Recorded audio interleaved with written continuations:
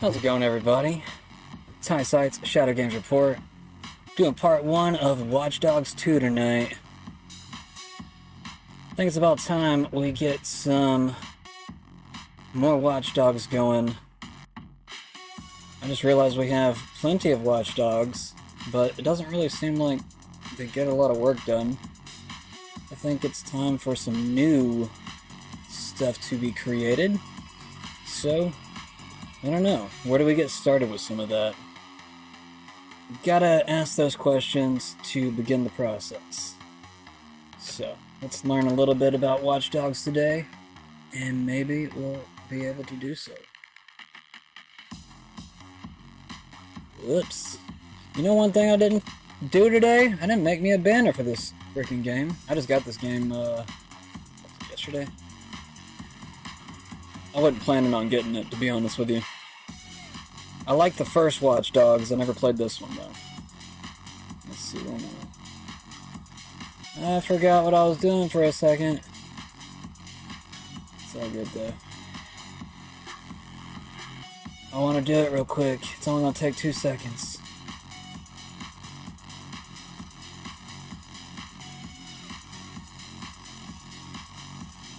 Alright. Alright. We're almost there, guys.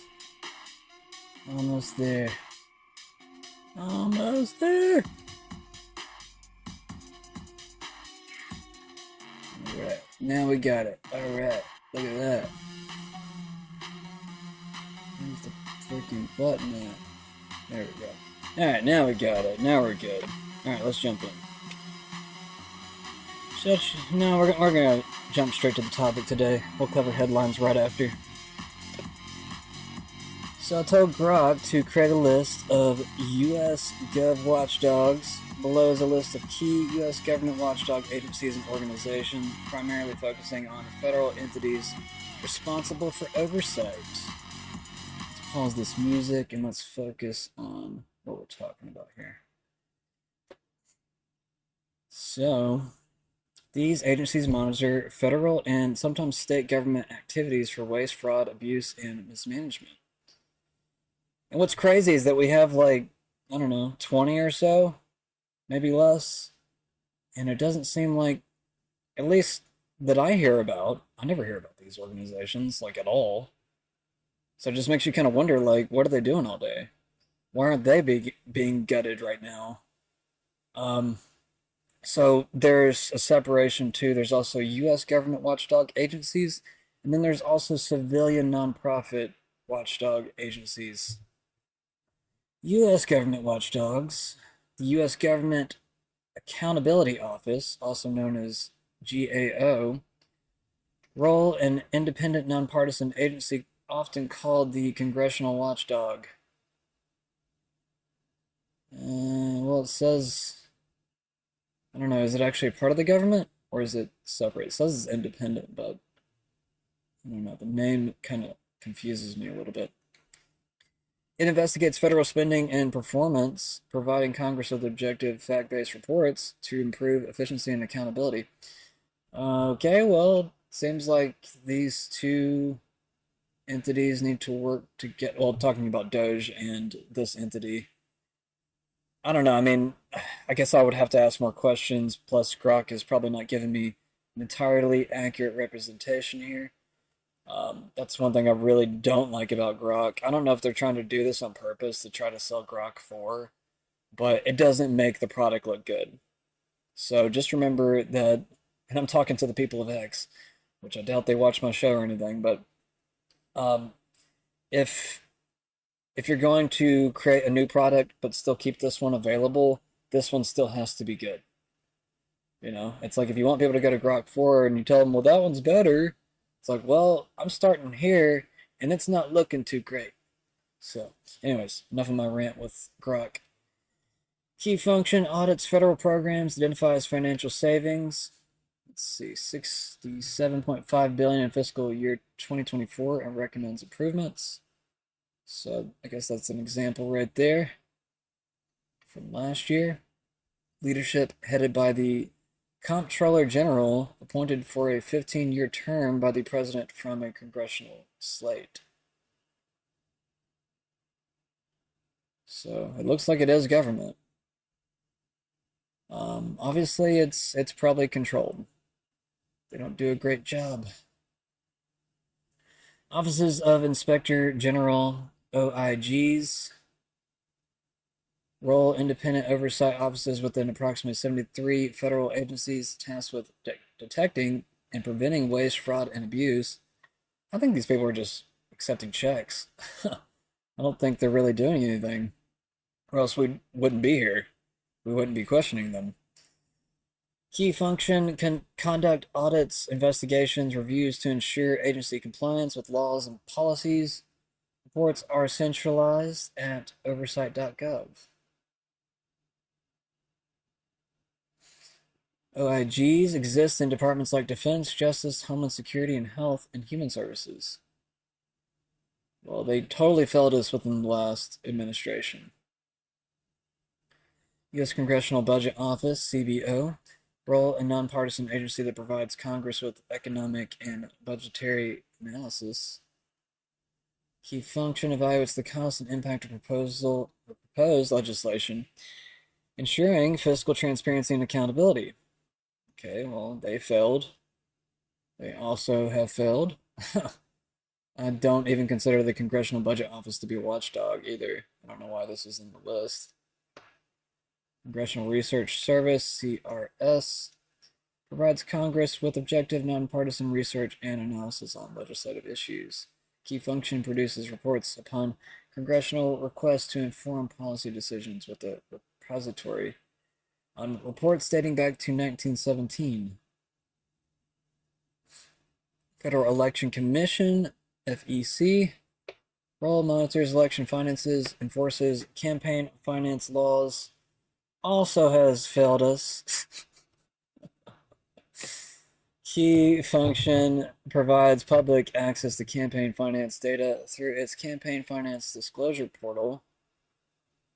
Okay, well, I guess it's good we have all these websites, but it seems like they're putting out false data half the time.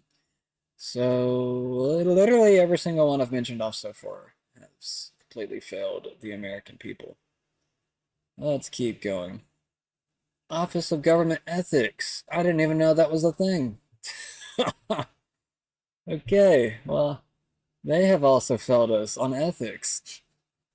Oversees compliance with ethics laws and conflict of interest regulations in the executive branch. Yeah, you definitely failed us. You failed us during Biden and Obama's administration. These entities, I don't know what's wrong with them exactly, but obviously they need to have a little bit more power to be able to push back if they were incapable of doing anything within the last 4 years and going beyond that. Recovery, Accountability, and Transparency Board. Jeez. Okay, well, looks like, how many did I go through here? Let's see, 1, 2, 3, 4, 5, 6, 7. We got 7 governmental watchdog agencies, I guess, which, using the term watchdog loosely here. Role originally established to oversee spending under the 2009 economic stimulus law, it serves as a model for transparency and large-scale funding or federal spending. Key function, tracks and reports on the use of federal funds to prevent mismanagement. Currently less active but historically significant. Notable non-governmental watchdog organizations. So this is going to be the more civilian side of things. I don't trust any government oversight committee. I think we should have more civilian watchdog agencies.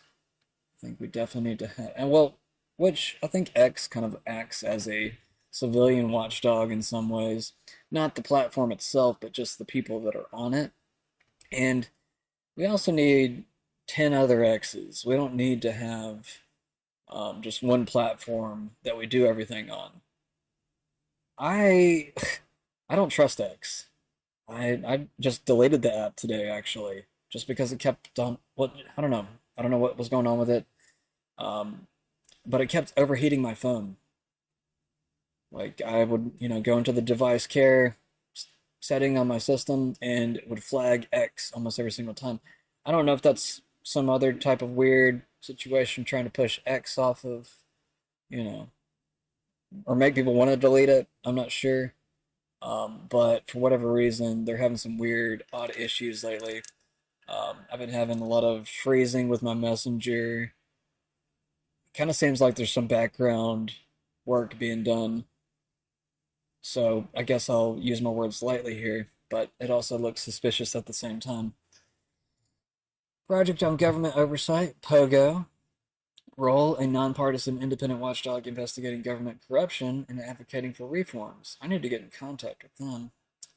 If they're legitimate, I have heard of POGO before, but it would be good to learn from them and just get more of these going. I think that we should have 1,000 government oversight watchdog committees or whatever you want to call them. Let's see. Key function focuses on issues like national security, whistleblower protections, and systemic corruption. Cool, cool. Definitely go check out POGO.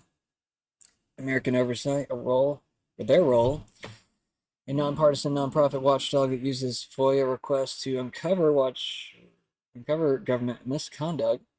Key function publishes government records to support congressional inquiries.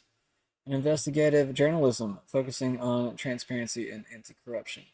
Does anybody know of like the journalists that are a part of this? Because I don't. Well, actually, I have heard of the American Oversight. I think I have. As long as it's not the something different that I'm thinking of. Yeah, I feel like I've heard of POGO and I've heard of American Oversight before. I wanted to get involved with them years ago, but the world's been at such a weird place of distrust. It made me not want to get involved right away. After seeing the CIA get itself so heavily involved in democratic affairs, and even helping create organizations like Antifa here in America, and also just hijacking just the anarchist movement and many other movements as a whole, it makes you just have to question every single organization that you were to join, in my opinion. Like, we have to question these things before we actually jump into them. I made this mistake years ago, getting into activism. I tried to integrate myself into, I guess, the Bernie Sanders movement or whatever you want to call it back then. It all fell apart at the DNC, so I fell out of that group pretty quickly. It's like after your movement dies, you're just kind of like, okay, well, I'm not going to just join the enemy. I'm not going to join Hillary and all these other people. So I stuck to my values and I bowed out. Now I went to the next best candidate that I thought represented the same values as Bernie. But just to remind people, I'm a social capitalist. I don't consider myself to be a socialist. And I know some people consider those things to be the same thing, but I draw a distinct, I guess, variation within social capitalism through it being more anti-government and more free market. But it doesn't mean you can't have philanthropy. You need some type of, I guess, system for people that can't make money. And that's where I say that social capitalism plays a small role in. But I don't think it should go towards the socialist aspect of things where there's just so much government regulation and, I guess, giving out free money to people that probably don't need it. Like all the SNAP benefits that are being taken away now, being taken away from people that probably didn't deserve it. Now, I don't know every circumstance, so maybe that's not entirely correct, but from what I've seen so far, yeah. Anyways, let's keep moving. Did I say this one? Center for Response Responsive Politics, I guess also called Open Secrets. I think I've heard of them as well. Tracks money in U.S. politics and its impact on elections and policy. Yeah, I've heard of Open Secrets. Yeah, opensecrets.org. They actually do their job. I want to say Open Secrets and American Oversight definitely do their work. I have not seen as much from Pogo, though. It seems like they're the larger group if they're being mentioned first. Common Cause, nonpartisan grassroots organization advocating for open and accountable government. Key function pushes for whistleblower protections, lobbying disclosure, and public campaign finance reforms. Better Government Association, BGA, nonprofit watchdog, focused on exposing corruption, particularly in Illinois, but with national relevance. Okay. Well, I don't think you're doing that great of a job in Illinois. I don't think you've made a lot of headway. Obama is from Illinois. Everybody remembers? Key function conducts investigations, promotes policy reforms, and educates citizens on government accountability. Well, I might just go get educated. Go check out bettergov.org. The Financial Accountability and Corporate Transparency FACT Coalition of civil society groups promoting transparency in corporate ownership and tax policies, combats money laundering and tax evasion by advocating for stronger financial regulations. Where were all these organizations over the past 4 years? Sunlight Foundation, nonpartisan, nonprofit organization using technology and open data to enhance government transparency. I like that. That sounds good. I think, you know who needs to start a watchdog? Like, holy shit, I just thought about this. I mean, we just had Elon Musk create, well, at least rename the efficiency department, which it was, I think, called the Digital Services, something like that. I don't know, Obama created it. But then Elon Musk renamed it to the Department of Government Efficiency. What if we had Elon Musk start his own nonprofit watchdog agency? That's a lot of funding. And what if we had Grok 4 or Grok 5 just collecting data constantly? Like, I think that would be good. I think we could probably get some dirty exposed pretty quickly. Center for Public Integrity, a nonpartisan, nonprofit investigative journalism organization exposing abuses of power. Key function conducts high-profile investigations into issues like tax havens and international bribery. Okay, well, it looks like that is the majority of them, from what I can tell.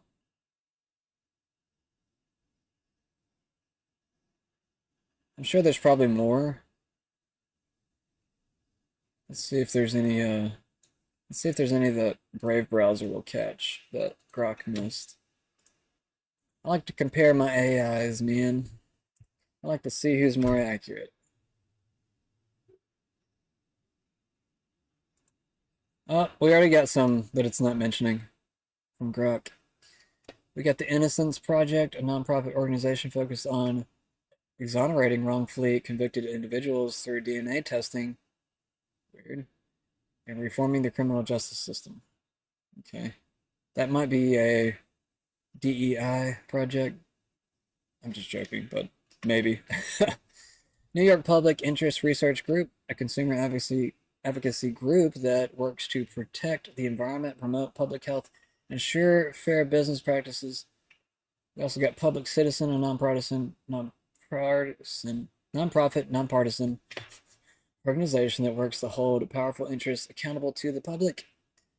Campaign for Accountability, nonpartisan watchdog organization that monitors the actions of government officials and promotes transparency and accountability. There's also that organization by What was his name? Kyle. Why can't I think of his last name right now? I got his face on my mind right now. Rittenhouse. Kyle Rittenhouse. He created that MAPS Media Accountability Project. Um, yeah, I think that's more centered for the media, but that also extends even beyond the media into the government, just due to the fact that, well, we're finding out that the government was funding a lot of the media over the past, well, probably our entire lives, I would assume. I mean, it doesn't seem like they were making their money from any type of legitimate method. Like, we all thought it was ad dollars our entire lives, and now we know that's complete bullshit. Which just makes you kind of wonder, like, okay, well, if there's no money in advertisements, why do we even believe that we're going to make money from platforms like Rumble and other things? I don't know. They're already having to supplement it with their subscriptions. Anyways, Center for Constitutional Rights, a nonprofit legal organization that works to defend and advance the rights of individuals and communities through litigation, advocacy, and public education. Center for Effective Government. Got a bunch of nonprofits that weren't mentioned. Nonprofit organization that works to ensure the government serves the public interest by promoting transparency, accountability, and effective governance. Citizens for Responsibility and Ethics in Washington, a nonpartisan organization that works to promote government transparency, accountability, and ethics. Okay, and then the other ones we mentioned. So that was actually quite a bit. Let's see, let's ask Grok this question real quick. How do citizens create their own watchdog org? Creating a citizen-led watchdog organization to monitor government activities involves strategic planning, legal setup, and sustained effort. Below is a concise step-by-step guide to help citizens establish their own nonprofit watchdog group in the U.S., focusing on oversight of government for transparency, accountability, and reform. So you gotta define your mission and scope. Probably shouldn't say stuff like, well, it's to take down the government. Nope. You just gotta say stuff like, well, it's to watch the government and all the dirty little shit that they do. Maybe don't say that exactly like that, but, you know, paraphrase a little bit, create your own statement that you want to make. Create your scope, decide whether to focus on local, state, or federal government. During the scope, city council transparency makes the mission manageable. Yeah, I suggest to focus on your local city, and if you feel like, I didn't say Siri, I said city. Go away. But Siri is answering me. Stupid. Shut up. I'm not talking to you.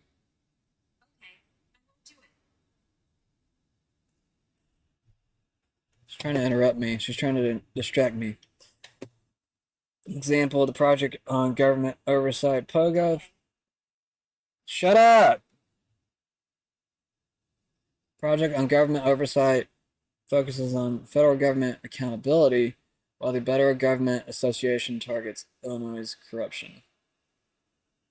It's my freaking. Hold up. I need to turn my Wi-Fi off on this stupid thing.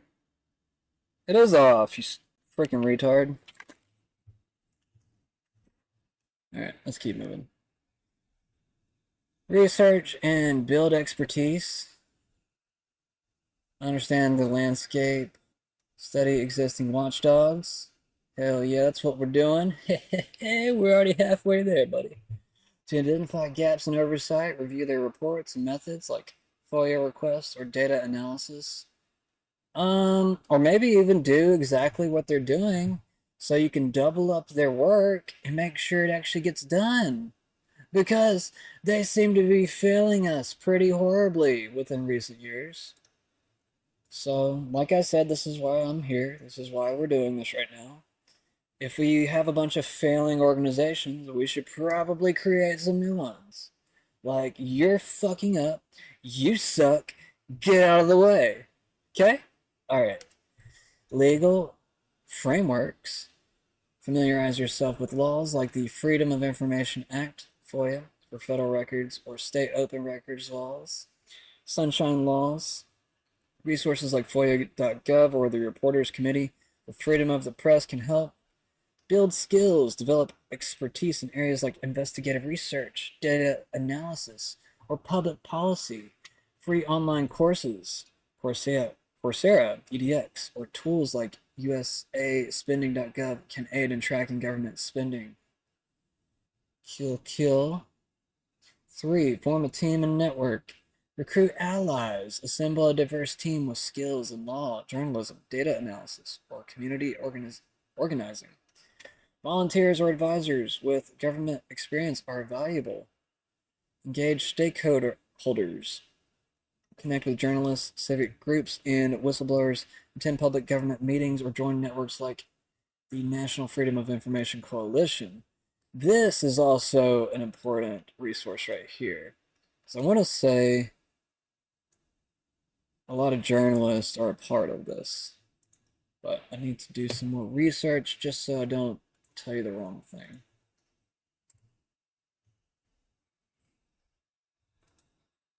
I'm gonna go back real quick. Community support, build grassroots base through social media, local events to gain public backing and credibility. Establish a legal structure. Let's go back over here real quick. National Freedom of Information Coalition. Let's see, what should I do? Protecting your right to open government. Let's see, what? Let's go to the About section. Who are we? The National Freedom of Information Coalition is a resource. Our organization and members protect our right to open government by ensuring state and local governments and public institutions have laws, policies, and procedures to facilitate press and public access to information and proceedings. We are a national nonprofit, nonpartisan organization of state, regional affiliates, representing 39 states, commonwealths, territories, and districts, including the District of Columbia, Puerto Rico, and Guam. Through our programs and services and national member network, NFOIC promotes press freedom, legislative and administrative reforms, dispute resolutions, and litigation when needed to ensure open, transparent, and accessible state and local governments and public institutions. We are proactively working to integrate new voices into the government transparency world, recognizing that information is critical to empowering marginalized groups and that new perspectives are essential to healthy civic engagement and democracy. Our members represent citizen-driven nonprofit FOI organizations, academic and First Amendment centers, journalistic societies, attorneys, and civic organizations. NFOIC's administrators is located in Williamsburg, Virginia. Mission to help establish, support, and empower state coalitions in order to improve laws, judicial remedies, and practice of government information dissemination at the state and local levels. Okay. Work to start up new and supporting existing citizen-driven freedom of information and First Amendment organizations. Okay, cool. So it looks like they actually want people to create watchdogs. That's good. NFOIC and its coalition members advocate to remove obstacles at public institutions that block or hinder people from obtaining information that is rightfully theirs. Our goal is nothing short of ensuring everyone's right to information and advising public institutions about meeting their legal obligations in the most cost-efficient manner in accordance to their state open government laws. To do this, we work to start up new and support existing citizen-driven freedom of information and First Amendment organizations, like I just said. Foster the open exchange of information through networking at the annual National FOI Summit. counsel and educate appointed and elected public officials on their legal responsibilities around open government and transparency. Offer a national collective voice on freedom of information issues, support state member fundraising, explore critical issues, making recommendations for either state or national action, prepare educational reports, and research on FOI issues for a national audience. So they first met in 1989 in Dallas, Texas. The meeting arose out of a need to support special First Amendment organizations with the express goal to protect the public's right to know. Known as freestanding, these organizations began around the country in response to a recognition that government entities and officials were not always willing to recognize the public's right to access public records and meetings, a necessity in a democracy. Yet it's most likely the military-industrial complex, trying to hinder the people from seeing what they're doing. Cool. Alrighty, well, I might repost this on my page just for later if anybody wants to go check that out.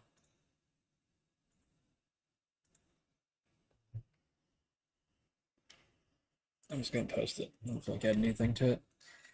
Establish a legal structure. Choose a structure. Most watchdogs operate as a 501c3 nonprofit for tax-exempt status, which supports fundraising. Alternatively, 501c4 allows more advocacy but limits tax-deductible donations. Incorporate. File articles of incorporation with your state's Secretary of State. Costs vary, typically $50 to $200. Check state-specific requirements. Apply for tax-exempt status. Submit IRS Form 1023 or 1023EZ for 501c3 status. Filing fees, blah, blah, blah. Don't care. By laws and governments, draft bylaws outlining your mission. How many more we got? All right, well, I'm just going to mention off the top line. I don't feel like reading every single line from this forward. I just need to get to the headlines now. How far are we into the news today? 37 minutes. All right, we're going to jump through this crap. Conduct oversight activities, FOIA requests, data analysis, investigations, advocacy. Publish and amplify findings, website and social media, media partnerships, transparency. Ensure sustainability, build a community, regular reporting, adapt and scale. Legal and practical considerations, compliance. Follow IRS rules for nonprofits, including annual Form 990 filings. Consult a lawyer or use services like LegalZoom for setup. Protection, challenges, etc. Let's keep on moving now. I'll jump back over here. We're going to zoom through the headlines that we skipped earlier today, since we did focus more on watchdogs for our topic today. We're going to get into today's headlines now. Senator Elisa Slotkin faces intense scrutiny over Gaza policy. Senator, am I saying that right? Yeah, Elisa Slotkin was grilled by journalist Crystal Ball on allegations of genocide in Gaza. Slotkin acknowledged Israel's legal obligation to provide aid, but avoided labeling its actions as genocide or ethnic cleansing. I'll leave it right there. You guys can find out the rest. I don't want to spend too much time on each one. Varon Beverages reports mixed Q2 financial results. I don't care about that. Marcus Morris, SR, arrested for casino fraud. Former NBA player Marcus Morris was arrested in Florida for allegedly defrauding the MGM Grand and Wynn casinos in Las Vegas of over $250,000 using bad checks in May and June 2024. That's such a stupid crime to commit. And you think, like anybody that's paying attention to any type of fraud more than anybody is a casino. I mean, they literally have like darked out windows everywhere, like just basically watching you. So, it's just stupid. They probably have AI watching you now, for God's sake.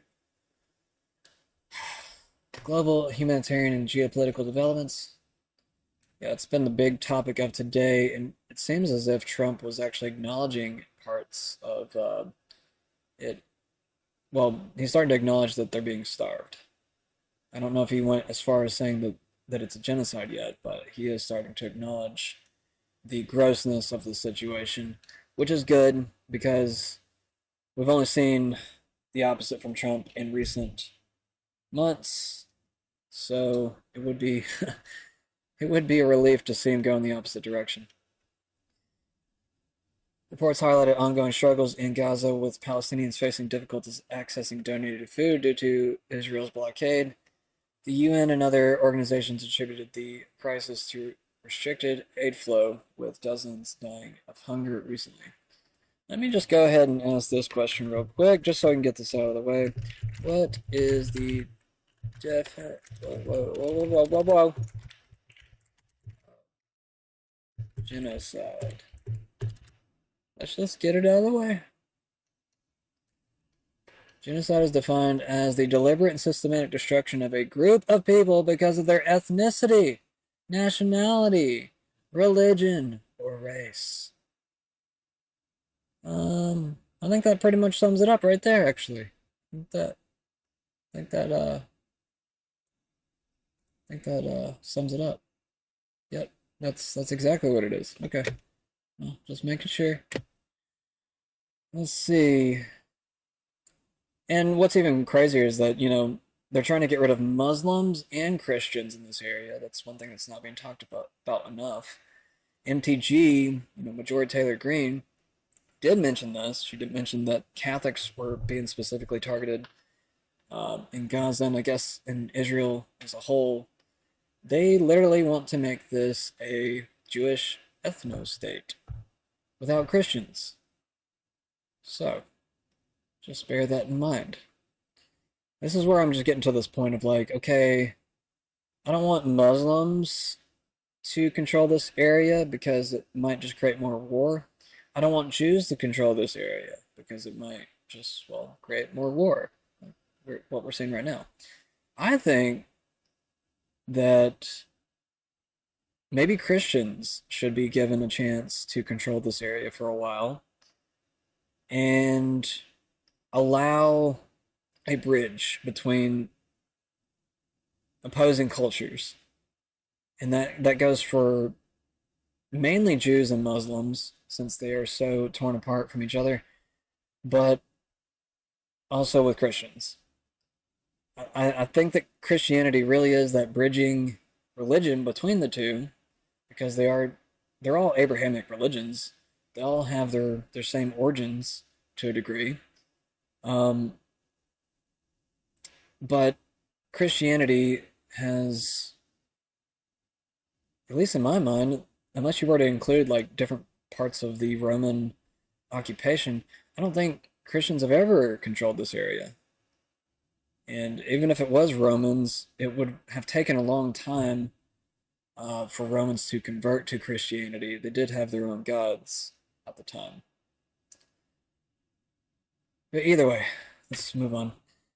Cambodia and Thailand ceasefire. A ceasefire was announced between Cambodia and Thailand, credited to diplomatic efforts. This development was noted as a step toward regional stability and with trade negotiations set to resume.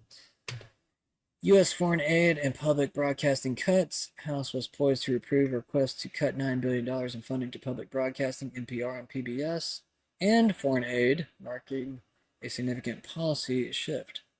Good.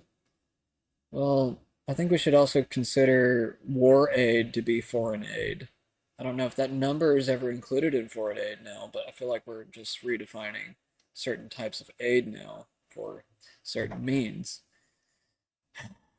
Public U.S. policy and legal developments. Planned Parenthood funding battle. SNAP data collection lawsuit. Federal workplace religious policies. Climate policy shift. We had the EPA beginning to push back against climate change policies.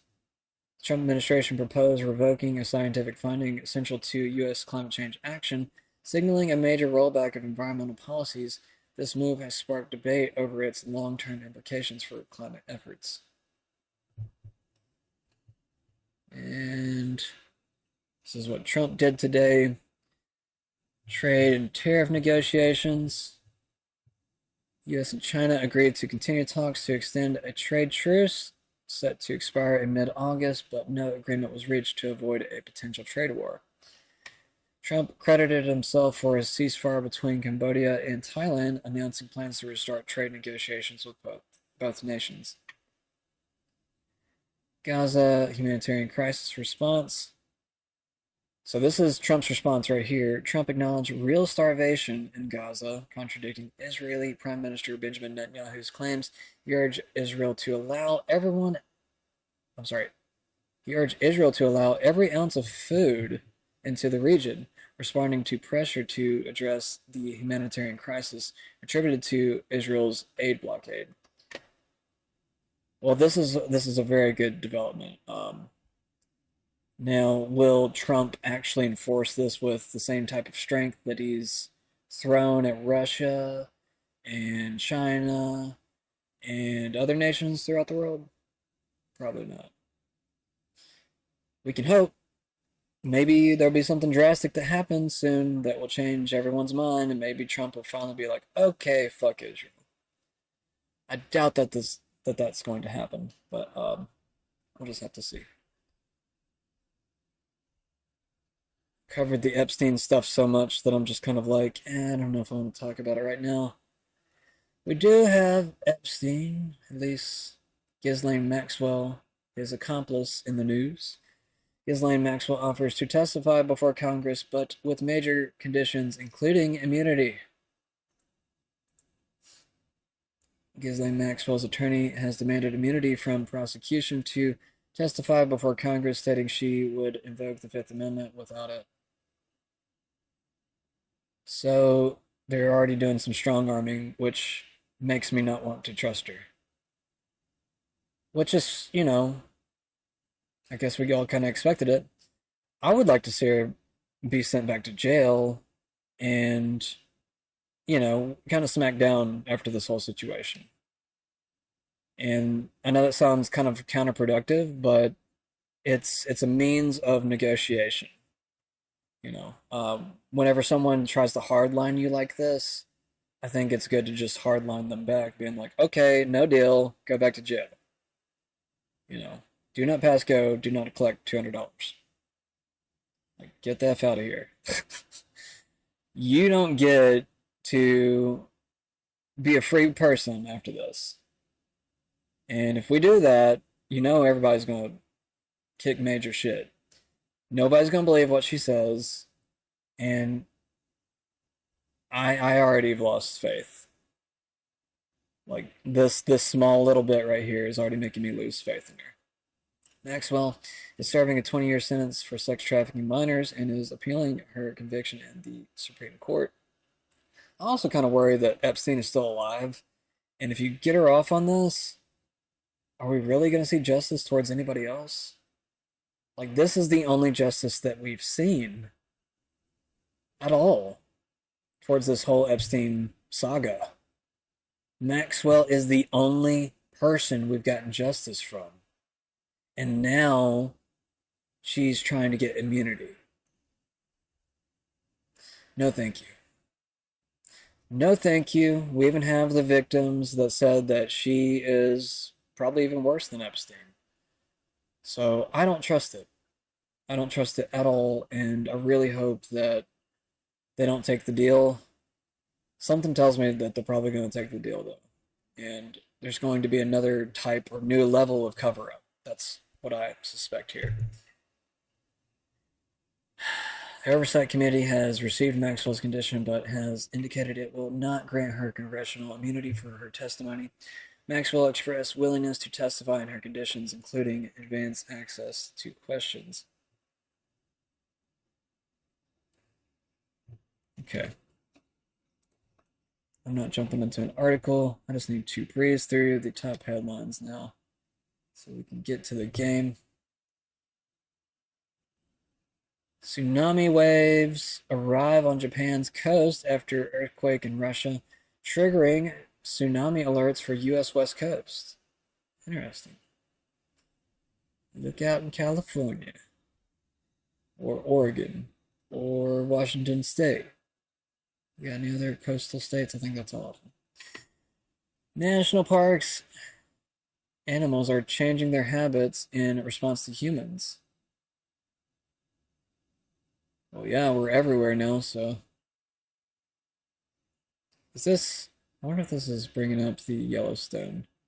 There was a lot of weirdness coming from Yellowstone. I don't know if anybody remembers me reporting on that weeks ago, but there was some strangeness with animals, like bears moving in herds together, like kind of weirdness. Like, I don't know, some people are kind of speculating that maybe there's some weirdness going on at Yellowstone, but I haven't heard too much about it ever since. And it didn't really say Yellowstone here, did it? I don't see anything from Yellowstone here. The presence of humans and their infrastructure in the U.S. national parks has yielded dramatic changes in behaviors of large animals who live there. A new study has found, even during the pandemic era lockdowns that briefly closed the parks to humans in 2020, large animals are at most sites continue to avoid human-built roadways and facilities, according to the study. I guess that's changing. All right, anyways, that doesn't matter. I thought it had to do with Yellowstone, but maybe not. Go look that up. It's interesting. Teen suffers significant thermal burns at Yellowstone National Park. What's this? Okay, well, I didn't even see this story. It's kind of weird that they're kind of lined up with each other, right? The teenager received immediate treatment from emergency medical staff on site before significant thermal burns. Is that from one of the water geysers?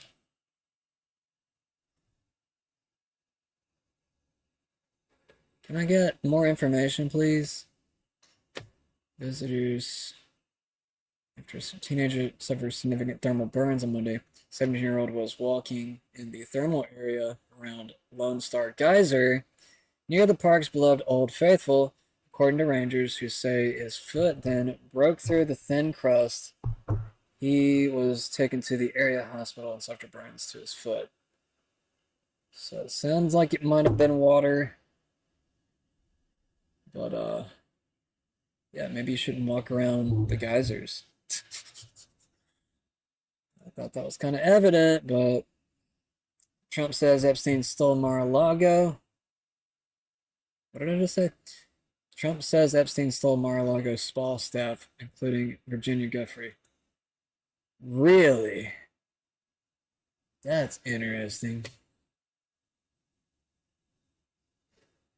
On Tuesday, President Donald Trump said Epstein stole one of his workers from Mar-a-Lago spa, elaborating that people were taken out of the spa to work for Epstein. Trump knew Epstein socially in the 1990s and early 2000s, but their relationship frayed nearly 20 years ago after Epstein's falling out with Mr. Trump. Trump told reporters he stole people that worked for me, and I think she worked at the spa. Meanwhile, the Justice Department said it would not release additional documents about Epstein's case amid demands for transparency from Democrats in Congress. So, did Virginia Giuffre, where's her name at? I don't see it anymore. Here it is. Did Virginia Giuffre work for... Let's find out.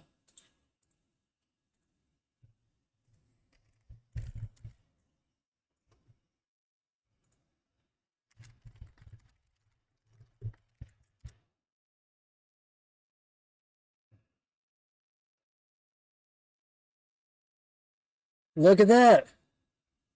Holy shit! It says yes, Virginia Giuffre worked at Donald Trump's Mar-a-Lago resort in Palm Beach, Florida as a spa locker room attendant starting in mid-2000 when she was approximately 16 to 17 years old. Her father, who was employed as a maintenance manager at the resort, helped her secure the job. Okay, well, we're actually Discovering some interesting information here. Okay. Cool. Well, I mean, this just adds more credibility to Trump, in my opinion. Yeah, it doesn't look for too great for the liberals that are fighting Trump so hard on this. Trump told reporters that he stole people. Just said that. Meanwhile, the Justice Department said it would not release additional documents about Epstein's case amid demands for transparency from Democrats in Congress. I'm going to repost this real quick.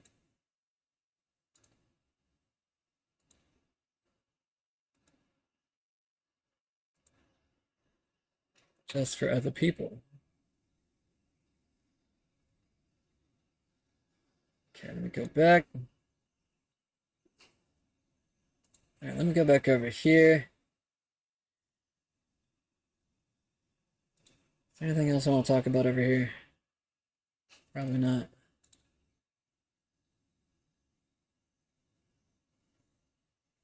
Civil rights agency sued over handling transgender worker discrimination complaints under Trump. Don't care. Susan Monarez, confirmed as Trump CDC director. I don't know much about her. We'll have to research her. 2 customs officers plead guilty to allowing drugs to enter the U.S. through their inspection lanes. Senate confirms former Trump attorney Emil Bove as U.S. Appeals Court judge. Ghislaine Maxwell offers testify. Yeah. We talked about that.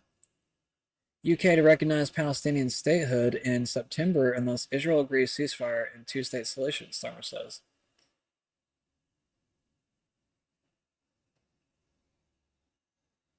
I don't think either of them deserve a country, to be honest with you.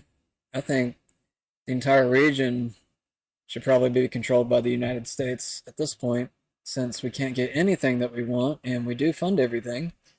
So I just say, why doesn't the U.S. just take over this land and then allow a multicultural country to exist?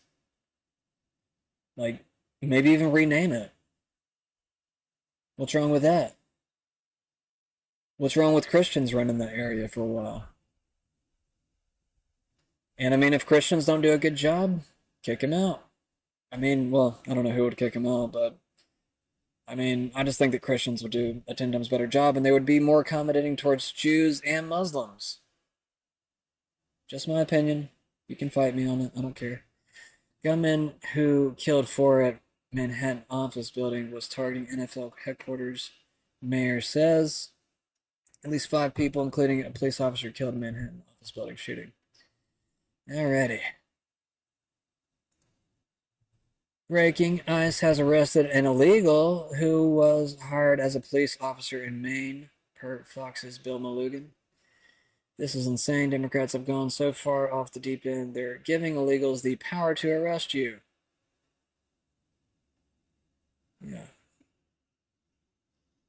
Yeah, this is exactly why we need government watchdogs. Let's see what this is real quick. We didn't watch any videos today. Can you frame this for us? What are we about to see? Yeah, so 2 things, and there's still a lot of internal undermining within the CIA that has to end.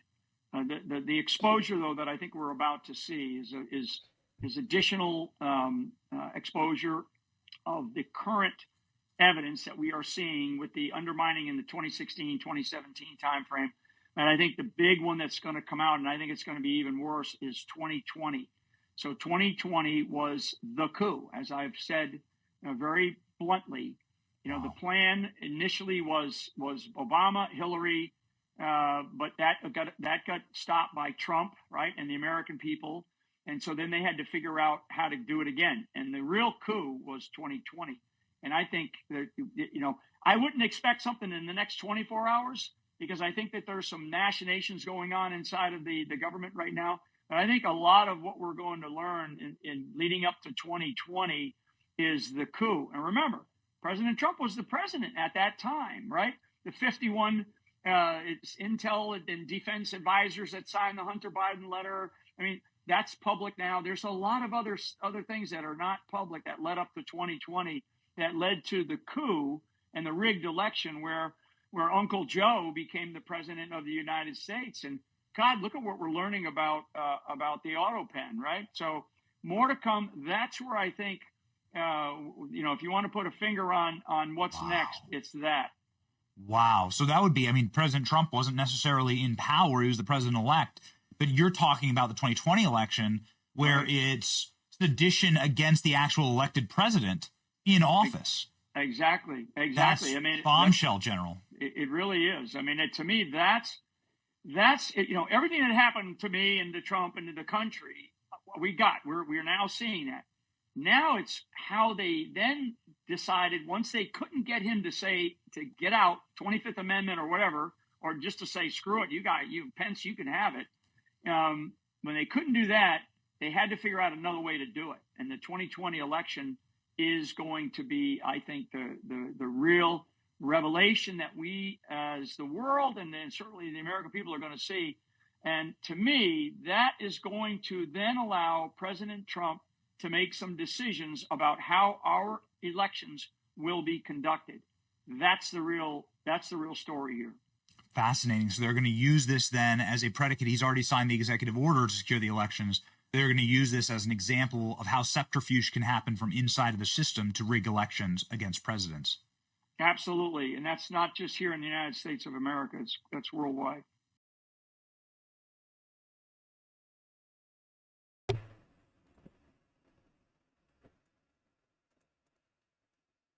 So this Russia collusion hoax, it is shaping up to be a shitstorm of accountability.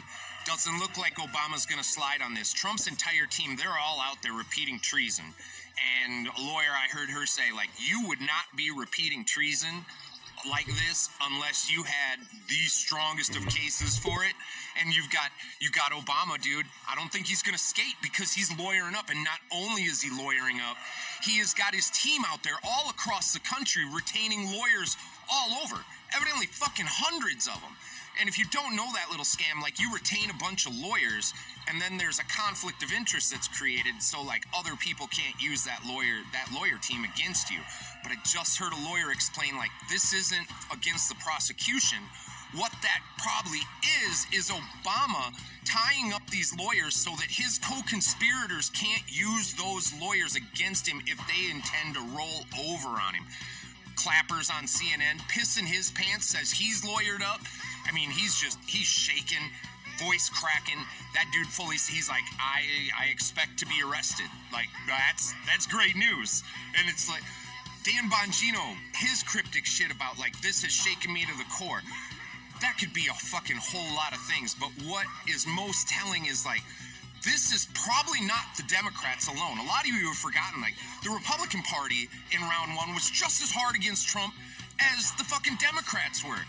And this whole Russia collusion hoax, it all stems from the creation of that Steele dossier. And everybody thinks that starts with Hillary Clinton. Oh, no. Oh, no, it does not. Ted Cruz is the inception of the Steele dossier. He is the first one to pay Christopher Steele for that shit. And then Hillary Clinton picks it up after Ted Cruz figures, like, ain't gonna fucking run it. You remember that shit when he ran against Donald Trump? Remember Lying Ted? Tucker's hung him out. This is going to be the last nail in the coffin for that rhino neocon twat waffle. Like, suck it, Ted Cruz. Texas, send him packing. Like, this is just all over the board. Fucking awesome. CIA Director John Ratcliffe, he's out there and he's saying that statute of limitations isn't going to apply here because that clock doesn't start clicking on statute of limitations until your last statement about the lie. And he's like, they've been out there even this weekend still perpetuating the same fucking bullshit, dude. They just can't get out of their own way. It's like they don't even understand how the fucking rules work. People, prepare yourselves to learn some shit, because this could be my wet dream. Alright, I don't like how he has that music playing in the background. Sometimes that flags the system on YouTube and shit. I don't know why people do that. Like, I mean, he obviously doesn't care if he's on TikTok or something. Another song starting. So yeah, I was trying to play some music over it real quick. Alright, what else we got here? I'm not sure what this is. Let's see what this is real quick. Are we facing an extinction level event, the complete surrender of our lives to a digital matrix controlled and operated by the deep state? I know it sounds far-fetched, but James Martinez is a survivor of the CIA's MK Ultra program, the mind control program, the secret program used for brainwashing, used for torture, among other things. He's coming forward now because he says we need to sound the alarm and people need to wake up. The mainstream media is completely ignoring this story. And James Martinez joins us now. James, welcome to the show. Thank you very much. Appreciate it. Appreciate you taking the time to do this. My pleasure. And so you talk about, you and I talked the other day, we talked about an extinction level event. I want to get into that here, but I think it's important for our audience to, before we get there, to maybe paint a picture of how you got involved with MK Ultra, why you decided to blow the whistle, maybe a little backstory so people understand this and what we're facing right now. Would you mind kind of sharing that with our audience? Well, yeah, just to begin with, I wasn't a victim of it. I exposed it. And that occurred, a certain aspect of it. And then MK Ultra, I exposed a certain part of it. And I'll get into how these events took place and where I've got to today with it. Media ecologist. Kind of odd. In the early 90s, in late 80s, the United States was just getting used to of the possibility that there are extraterrestrials or aliens, that we're not alone. And during that time, the abduction phenomena had just started. And this was a very secret thing going on behind the scenes for quite some time until it finally broke through into US media environments. So during that time in history, I had already, through my own investigations and meeting people and phone calls, was starting to interface with people that had these types of experiences, but we didn't know. We didn't know the whole story about what was going on, because I've been kind of a part of the disclosure movement in a certain fashion related to MK Ultra, because I was the gentleman that came to Walter Boert, who wrote the book Operation Mind Control, the first one in 1978. This was the exposure of the church water hearings in relation to the using of human subjects, Americans, for neuroscience in forms of torture, LSD, child abduction, and so forth, as an R&D project that was already in motion that came into the United States. I got a good article for that. So, and can I stop you there? I know maybe our audience might not be familiar, but the CIA was like using hospitals and on unwitting patients who were just in the hospital. They did it to entire towns. Some of them just given LSD by the CIA, basically. Okay, this probably happened throughout the entire world. Like, just to be clear here, I don't know that for a fact yet, but they did do it to a town in France. They gave the entire town LSD and just waited to see what was going to happen to everybody. And the entire town went insane. If memory serves, one of them jumped out of a window at a hospital. And because he was given LSD by the CIA, he had no idea, right? So a lot of these, they were like civilian buildings that were being used for MK Ultra, right? Yes. Yeah, that was part of it, was the drug part, research into drugs and psychedelics. And that was fully embedded in the culture in the 60s. My business partner and fellow whistleblower was named Walter Boert. He started the underground press syndicate out of New York called the East Village Other. And he really became famous and infamous after he wrote that book in 1978, Operation Mind Control. I came in. So maybe check out that book, Operation Mind Control, from the 70s. Many, many years later, when we posted and published Operation Mind Control Volume 2, the Special Researchers Edition, where I brought testimony into him about what essentially the behavioral science was used for and how they were faking alien abductions and using hypnosis, screen and scramble memory technology, drugs, and advanced technology on the public. So that was new news at that time, and very secret, very, very, very secret in the early 90s.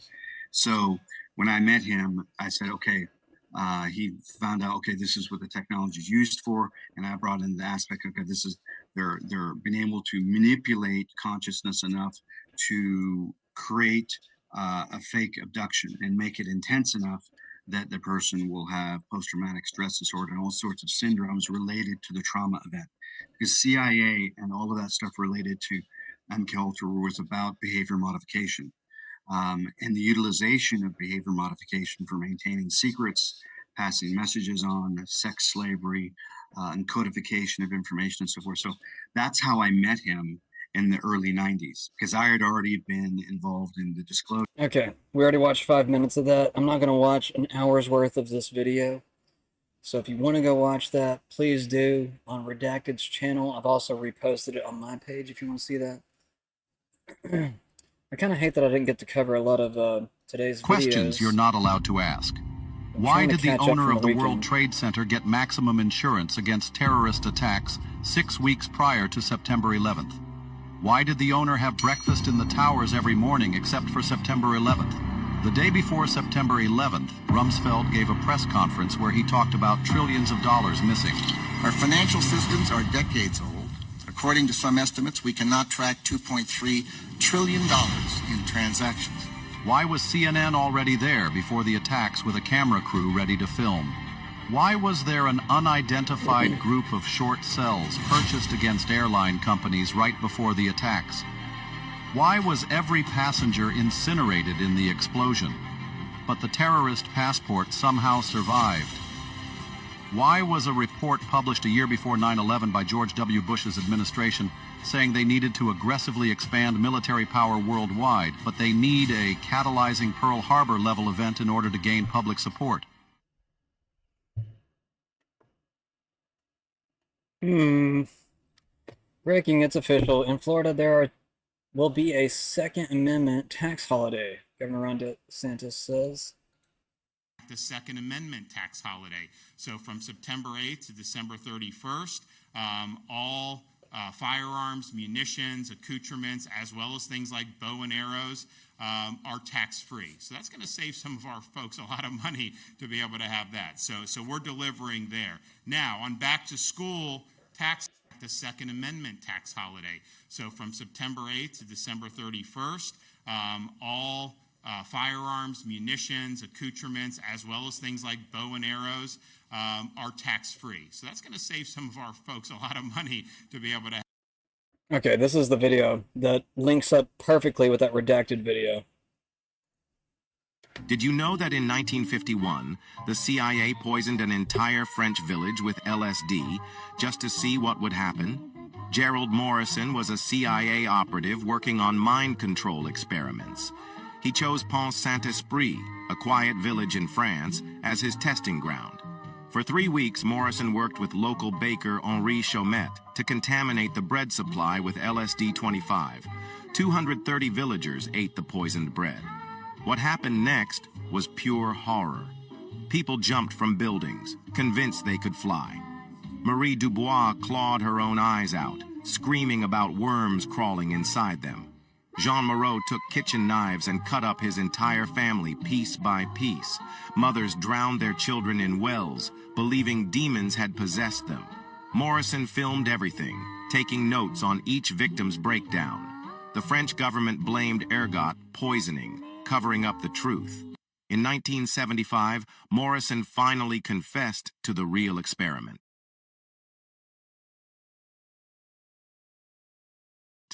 An entire village destroyed for CIA research. Fun times, guys. Fun times. We also got our white shooter. Ignore that he looks black. He's white. I don't know. There's just some white dudes that look black for some reason. I don't really understand it. I'm joking, guys. I know I have to say that or else people will believe me.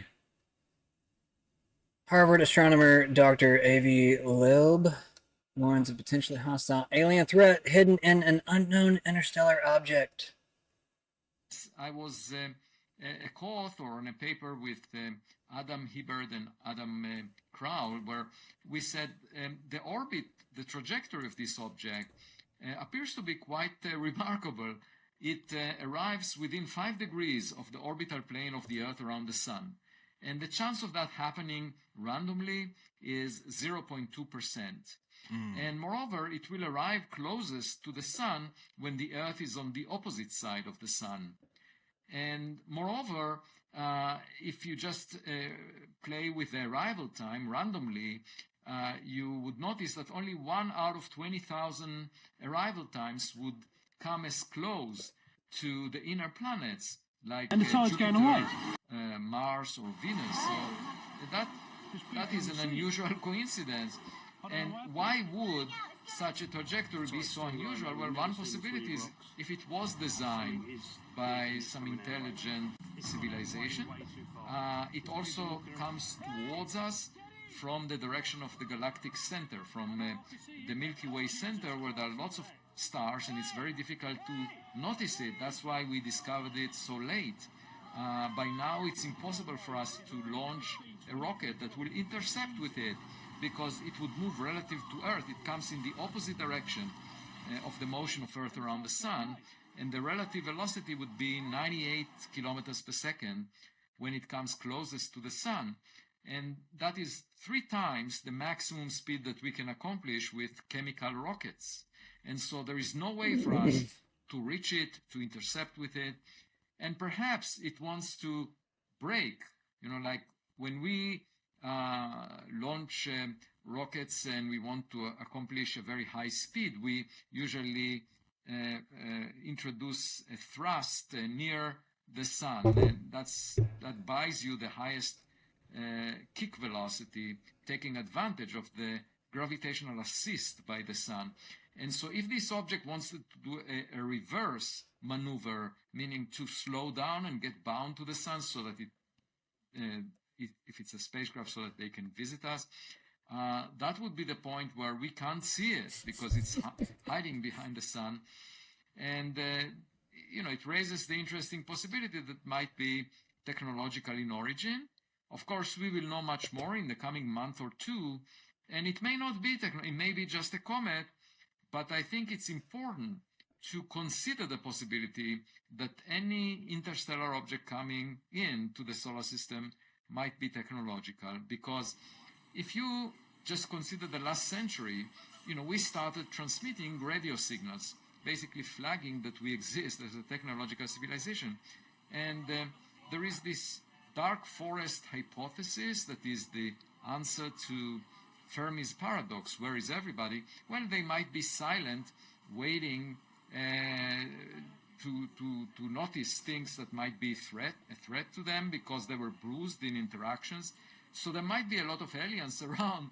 And if someone was listening to our technological signals, they might have realized that here there is a young technological civilization, and we don't want to have that threat. So they would send a hostile mission towards Earth. Of course, that may not be the case. We don't know. But it's the kind of threat that is not often entertained. Because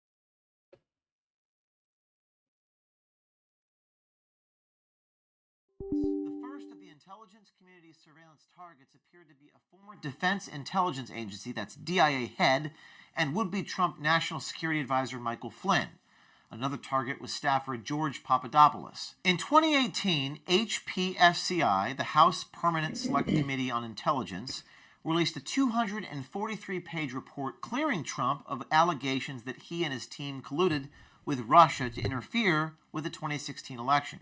However, sources close to the House Permanent Select Committee, led by Adam Schiff, covertly continued working out of a small room in Langley, and he had access to raw logs and communications from agencies like the CIA and the National Security Council.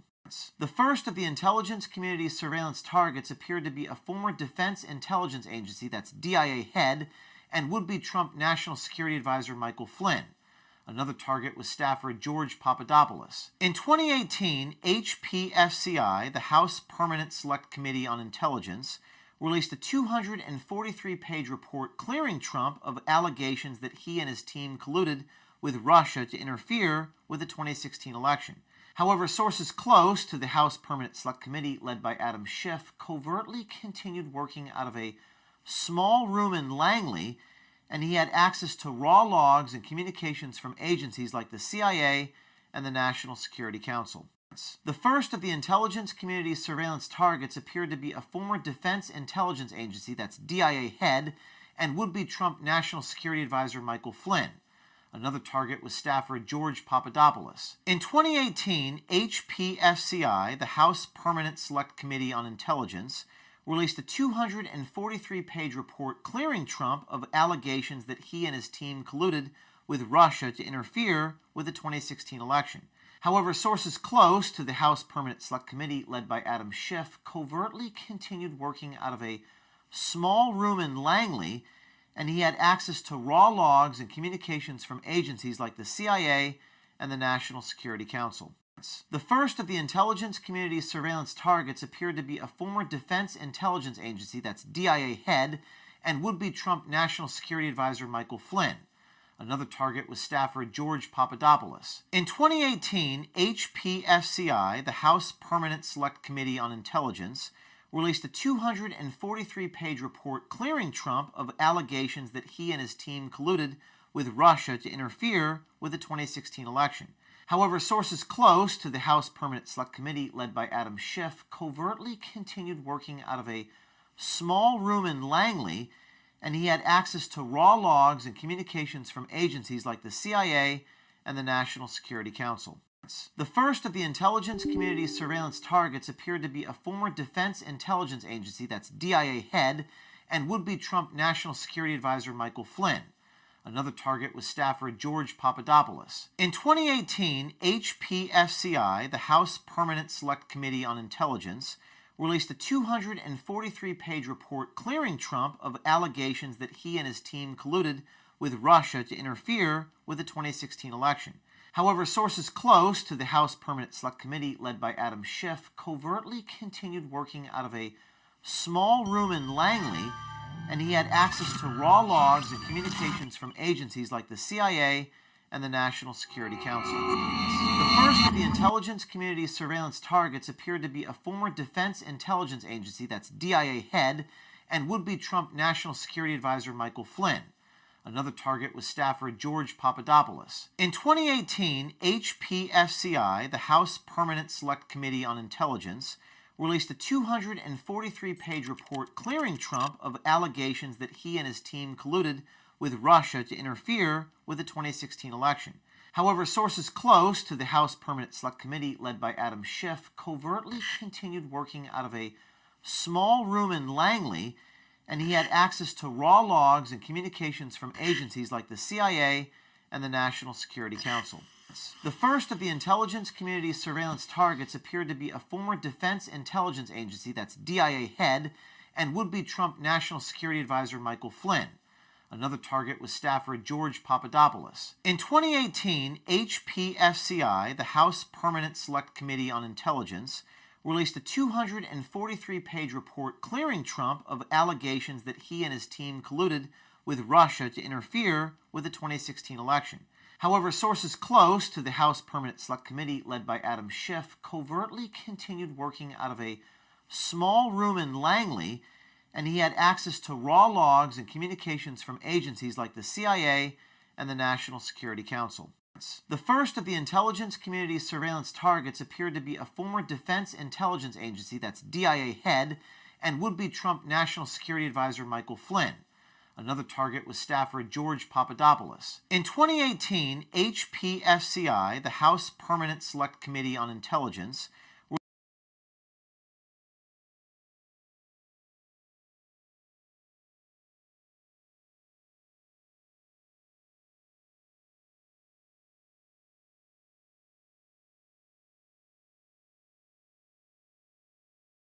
Well, I think I'm finally able to define what it is I've been experiencing for close to 10 years now whenever I get into a conversation with someone who is woke. Now, I don't mean someone who's liberal. I mean someone who is proudly woke. Sorry guys, I didn't realize that video was looping. I thought it was still going that entire time. I feel really dumb right now But anyways, let's watch this now, and I'm about to start this game too. You see, I'm trying to. Well, I think I'm finally able to define what it is I've been experiencing for close to 10 years now whenever I get into a conversation with someone who is woke. Now, I don't mean someone who's liberal. I mean someone who is proudly woke. You see, I'm trying to debate, and they are trying to diagnose. Let me give you an example. Let's say I were to say something crazy like, I'm open to immigration. I just think it should be legal. I also think we need a strong border and we need significant immigration reform before we continue. Oh, so you're xenophobic. No, I don't have an irrational fear or hatred toward other people or cultures, but I do believe that culture matters. And if you're coming from a cultural tradition which has very, very different customs, traditions, and legal standards than the United States, well, that might not be the best for social cohesion, especially when it comes in the form of mass illegal immigration. Oh, so you're racist. No, I don't believe in the inherent superiority or inferiority of any person based off of their race. I think people should be judged based off of their individual actions and character. But let me give you an example to clarify my position. If you were to mass import people from a country where they believe that it's perfectly reasonable to criminally prosecute women for showing their hair in public, that might not lead to the best blending with American society. You get what I mean? Oh, yeah, so you're Islamophobic. Okay, I see what you're doing now. This is not about even trying to understand my arguments or perspective. This is all about trying to incorrectly diagnose me so you can then ignore all of my arguments and perspectives. And if that's what you're going to do, what's the point in talking to you? Good points.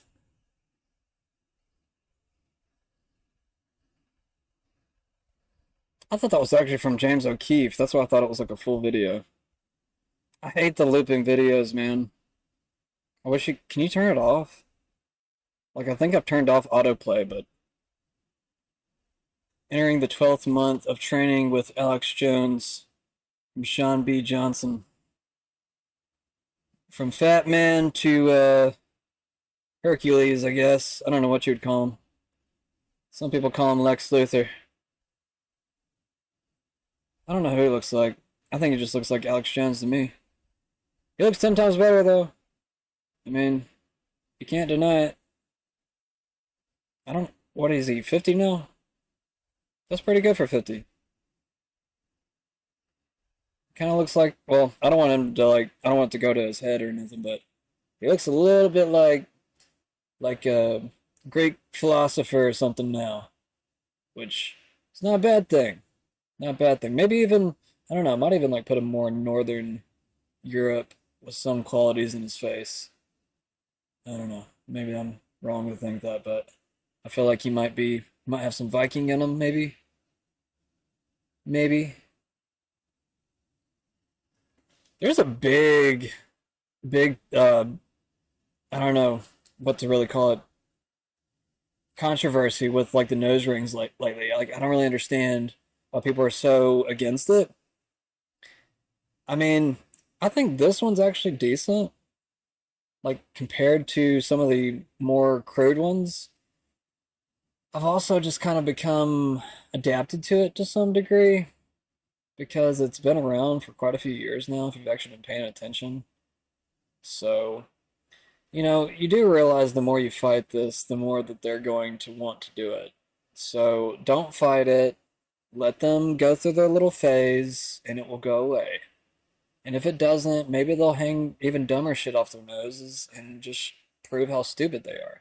Either way, we win, is the way I see it. Plus, if you at least pretend to act like you like it, you might, I don't know, have a happy ending to your night. I'm just kidding. But, yeah. I don't know. I'm just saying, maybe don't be a jerk about the whole nose ring thing. Because some of them look half decent with them.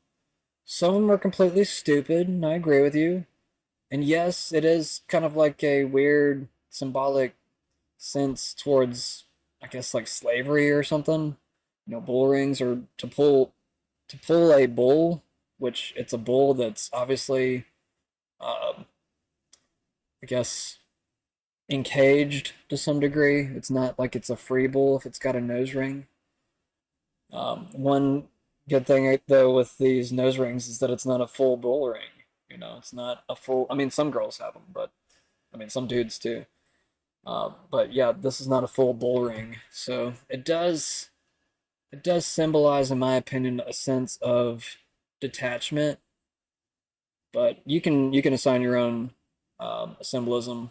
And I'm not saying it's, my favorite aesthetic, but it is something a part of the culture right now. And if you know anything about rebellion culture, which is something that a lot of the youth tends to attach itself to, then you can kind of see why they're doing it. They actually enjoy a little bit of you not liking it.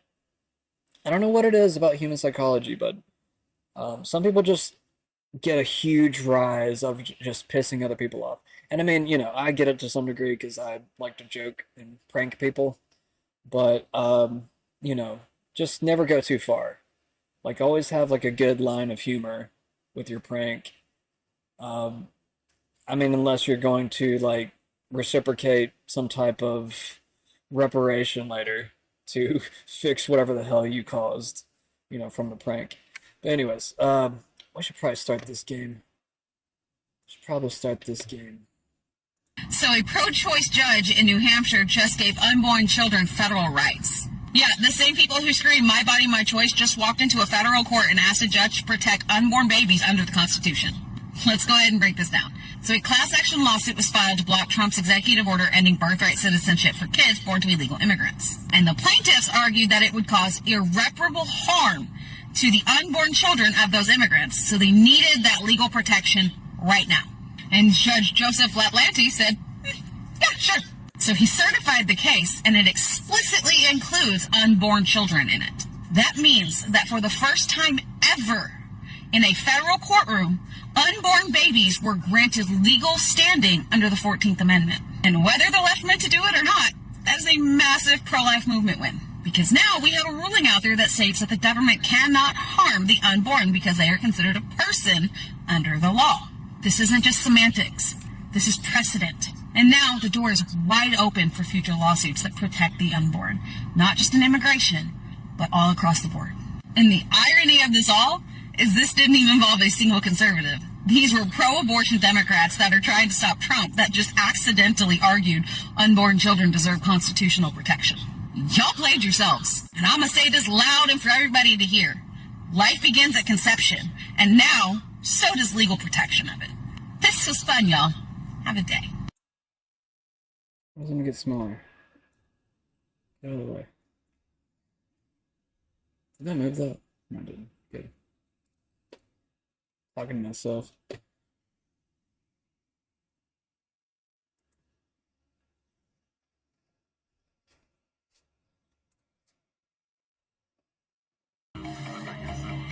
With the anti-Israel people, what's most effective, what we found, at least in the last year, is you do the opposition research, put up some anonymous website, and then put up targeted Facebook ads. Every few hours, you drip out a new piece of the opposition research. It's psychological warfare. Drives them crazy. Do it securely and anonymously. And that's the key. It sounds very similar to like a canary mission, that kind of thing. Is that, yeah. Are you guys like in touch with them at all, or is there any kind of, no? No, Canary Mission is totally anonymous.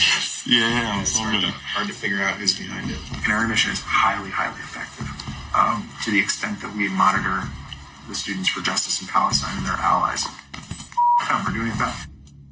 I mean, not we, but this some anonymous group. With the anti-Israel people, what's most effective, what we found, at least in the last year, is you do the opposition research, put up some anonymous.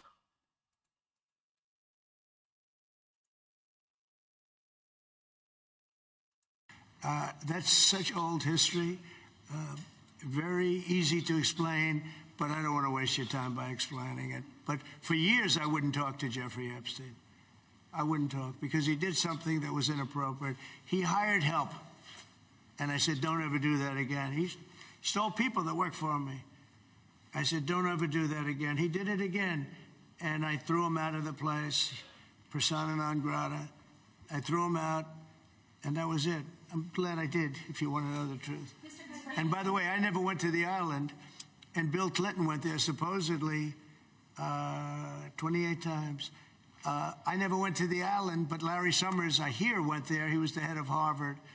And many other people that are very big people. Nobody ever talks about them. I never had the privilege of going to his island, And I did turn it down, but a lot of people in Palm Beach were invited to his island. In one of my very good moments, I turned it down. I didn't want to go to his island. Yeah.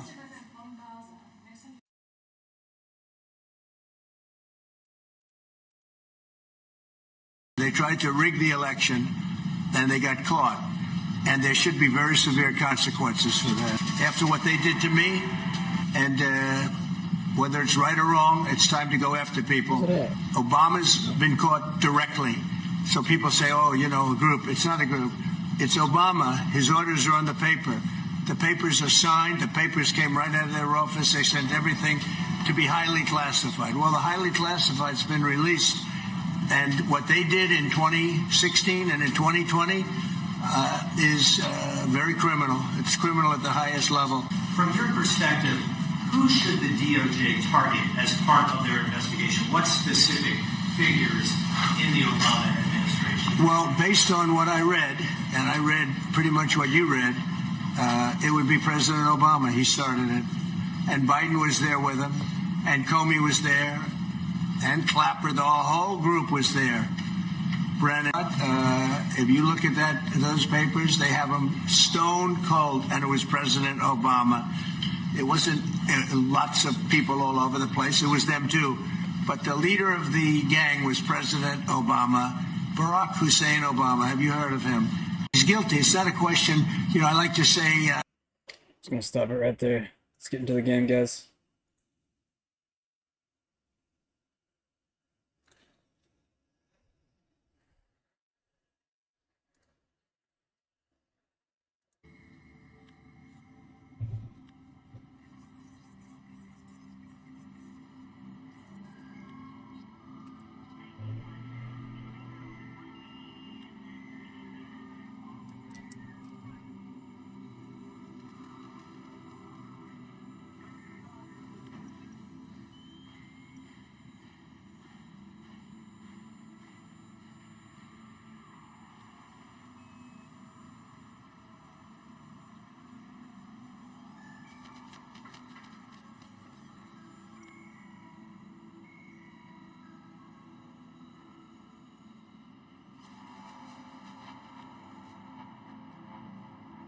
Going low game.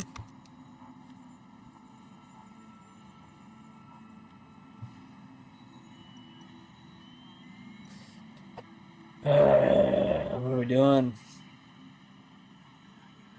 What are we doing waiting on all these games? I just need to get a new computer already. I'm working on it. Reminds me of watching Happy Gilmore over the weekend. Happy Gilmore 2. I'm working on it! Shut up!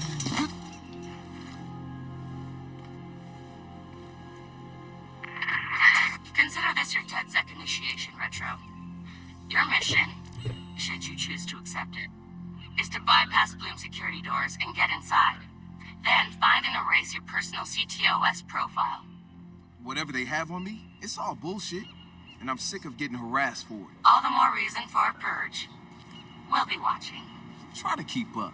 By the way, we put this playlist together to set the mood. Hope you like it.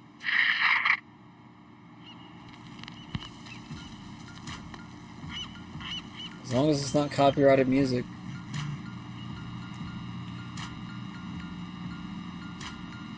What's that? Can I like hack him or something?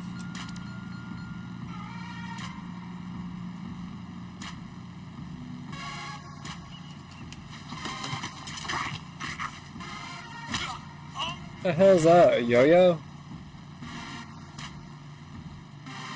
Did I just choke him out with a yo-yo?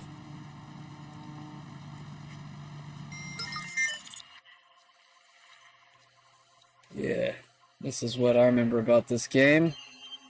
Like hack the cameras, see where everybody's at. So it's pretty similar to Cyberpunk. I guess the first Watchdog came out before Cyberpunk.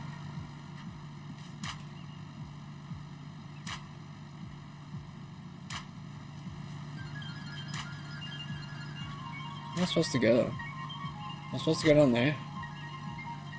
Infiltrate the data center. Is there a door somewhere?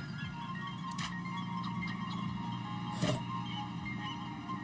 How do I stand up? How do I not kneel? Oh, I got a gun?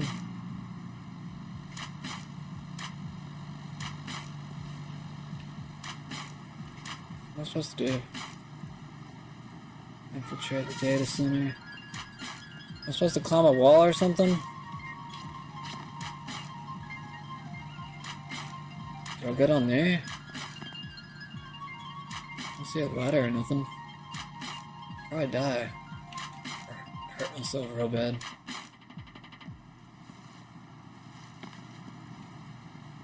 Do I just go this way? Probably.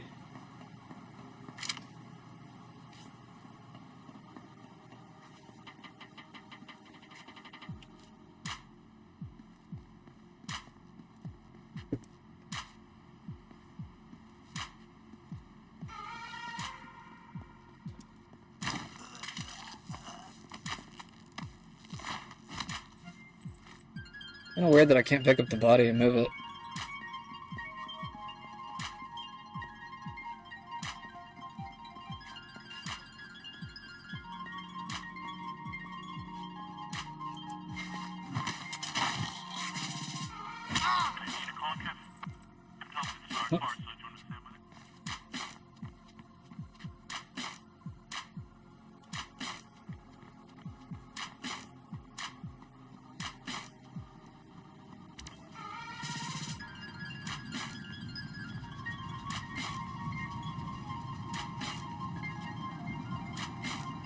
Just in case anybody's not familiar, this game is like mostly about hacking, if I remember right.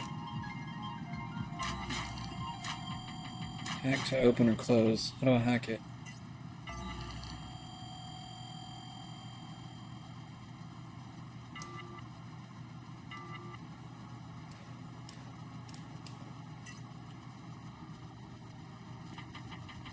I'm supposed to get to something else first? What's that?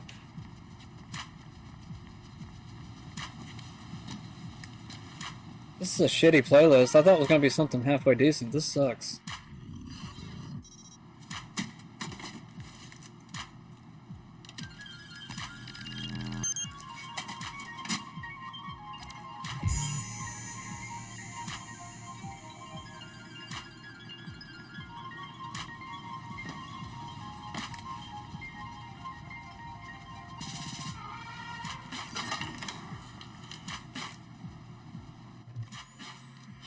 You're wasting your time.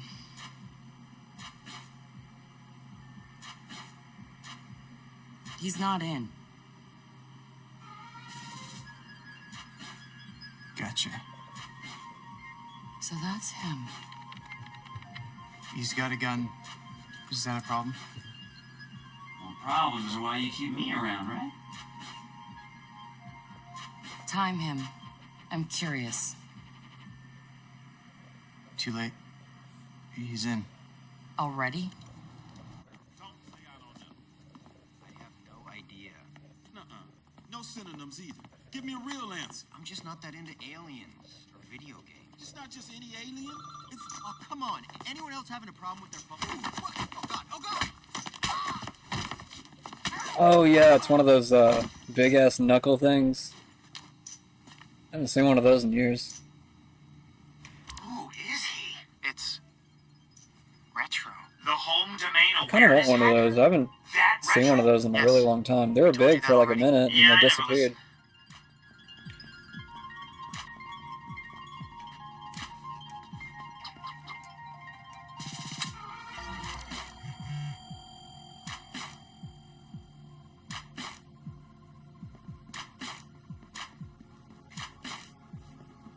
Is this stuff I can pick up?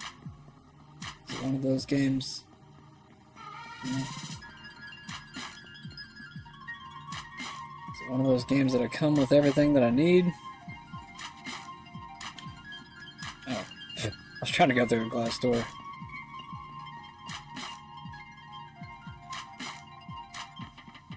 Where am I going? I tried scanning that earlier and nothing happened.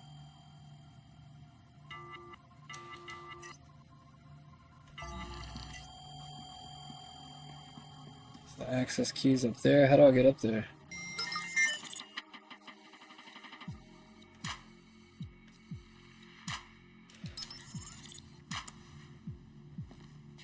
The elevator, maybe? There's a button. You mean to tell me it doesn't have a button? Probably needs like a card. This playlist sucks. I gotta turn on my music. Hold up.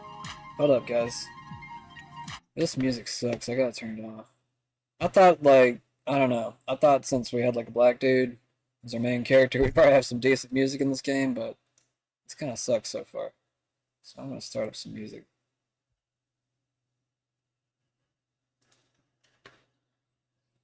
Actually, I'm just gonna start this.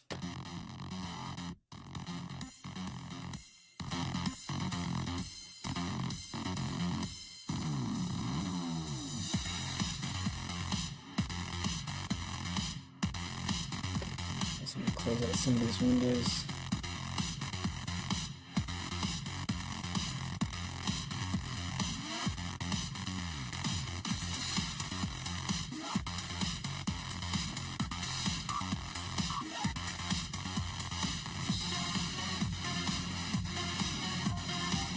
Alright.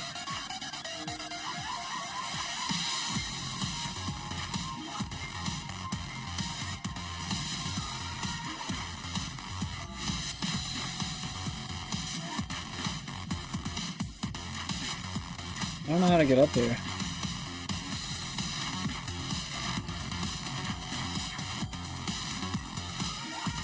I wish I could just like break the door or something.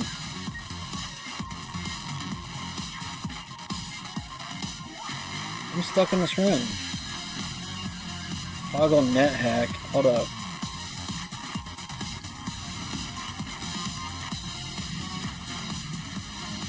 I don't understand. What's that? Oh, okay. Okay.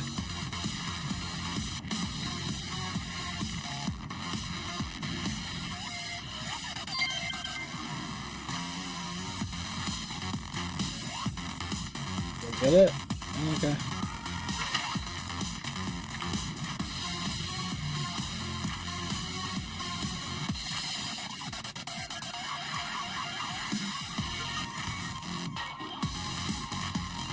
What's this one? So what's his deal? He was raised in Oakland but was born in... His deal is, he's been hanging around the DedSec IRC and he's got cred. Figured we'd give him a test drive. On the hardest difficulty. Nobody's been able to delete their CTOS profile. I want to see if he's smart, stubborn, or both.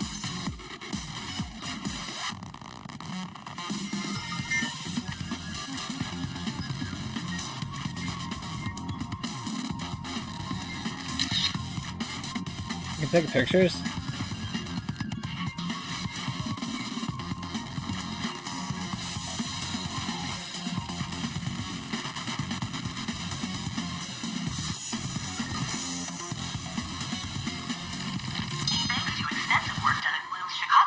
CTOS 2.0 comes equipped with cutting-edge predictive algorithms.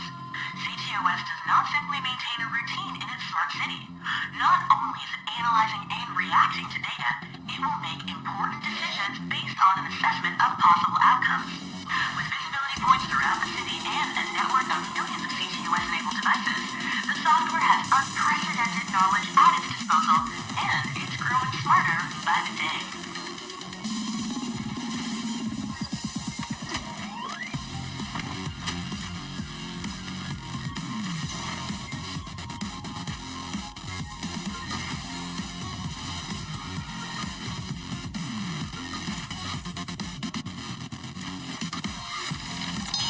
Exciting CTOS 2.0 features is the integration of our software into consumer vehicles.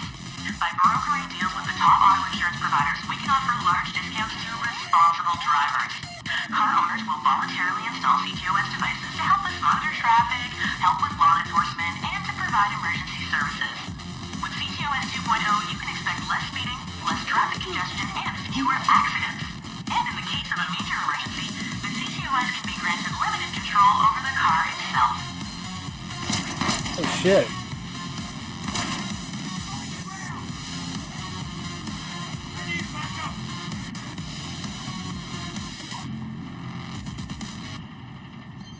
I'm going. Fuck.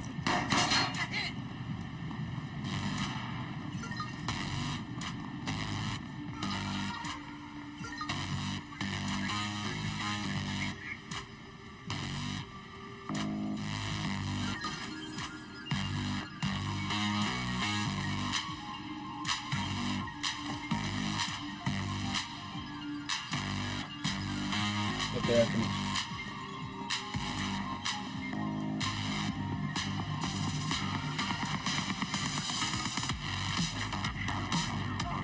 Start a sweep.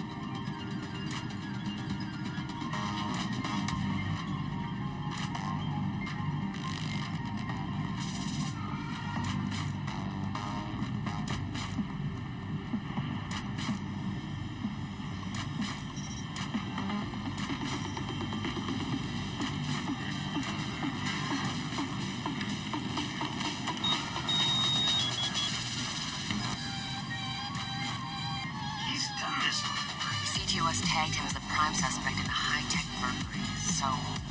He's done time? Community service. Not enough evidence. Just the word of CTOS's predictive algorithms. Once in the system. Always in the system.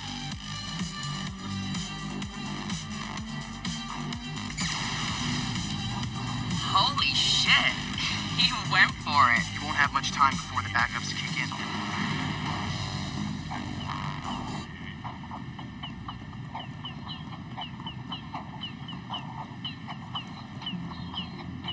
Stairs up.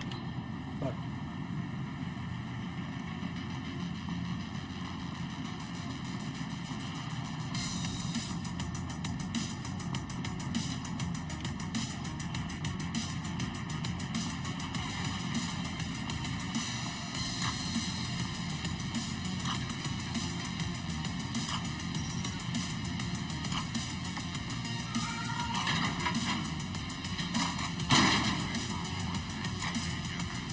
Going in the hot aisle. It's at least 120 degrees in there.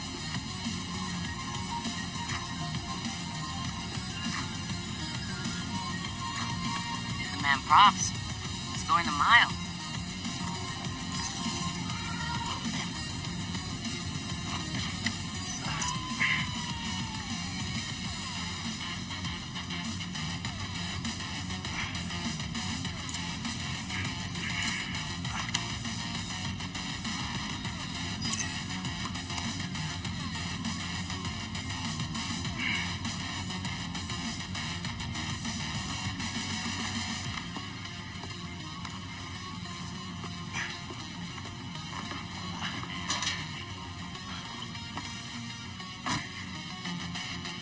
In the system.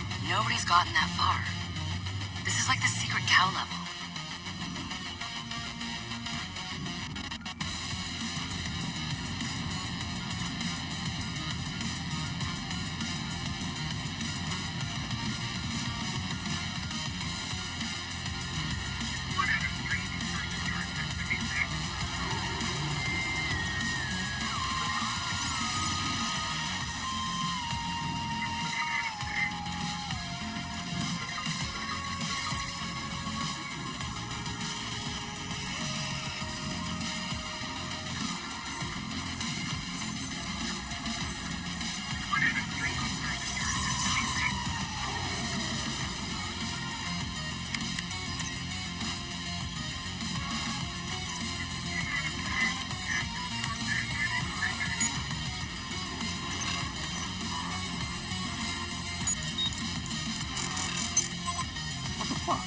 Why's my sweat so hot?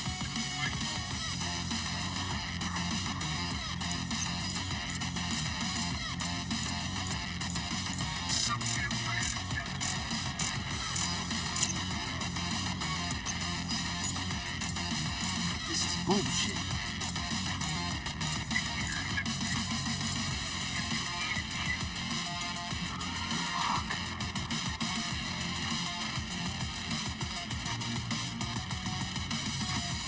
Or I could just...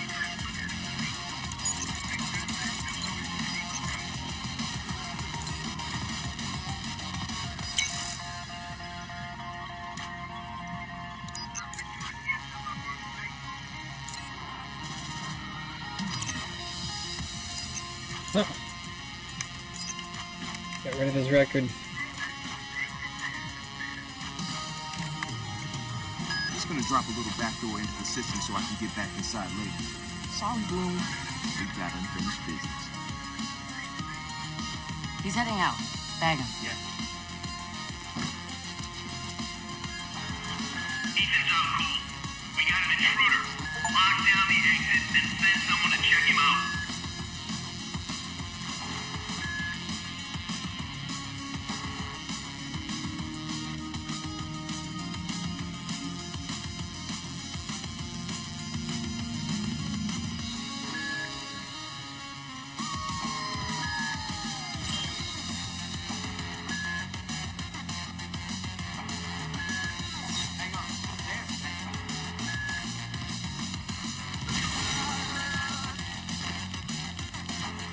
Spread out and track him down.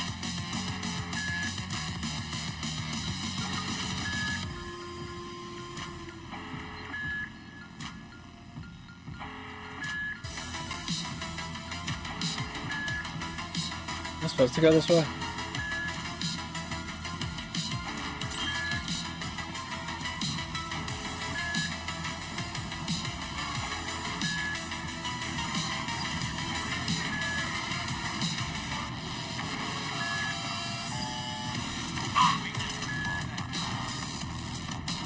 Come on with your hands up.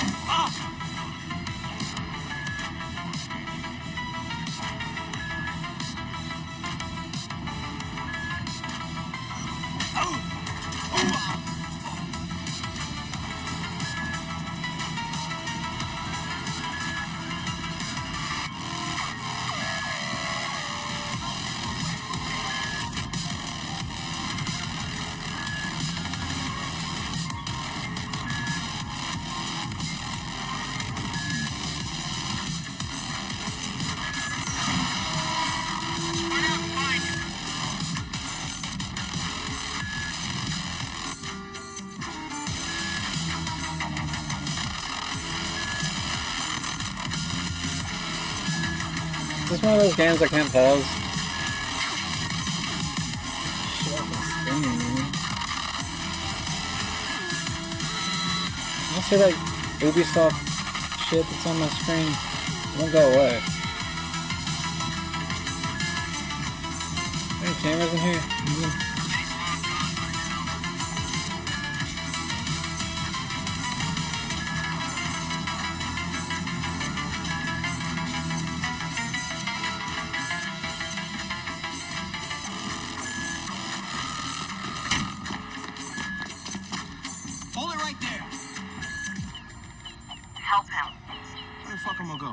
rush. Okay. Fuck you, Bloom!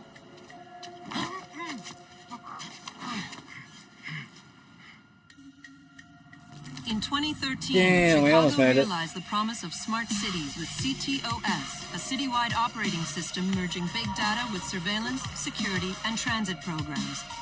With a few hundred lines of code, hackers were able to hijack its central servers and cripple the entire grid.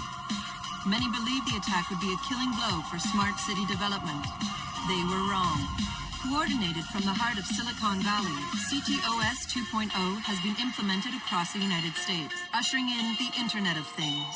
6.4 billion connected devices now serve as collection points, mapping and recording our daily routines, making a more secure and more invasive system. But who else is listening? Big Brother no longer works alone. Thousands of little brothers monitor and aggregate your every move, building a complete digital profile of you to be bought, sold, or stolen in an instant. Toys study your children, reporting their play habits back to marketers. Appliances, consoles, and home security systems give corporations a window into your private life. Control of your vehicle and mobile device can now be reached remotely by anyone at any time.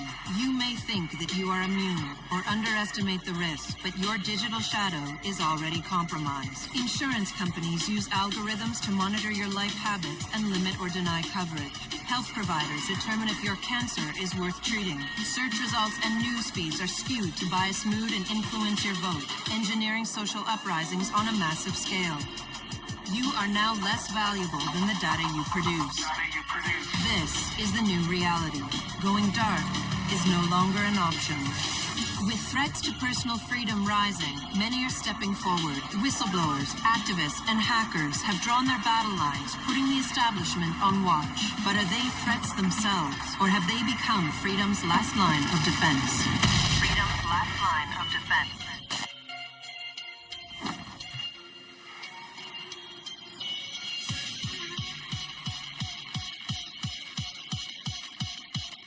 So, am I in?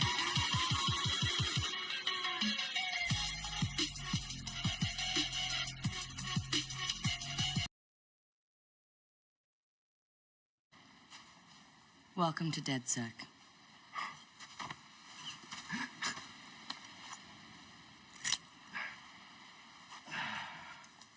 I'm Satara.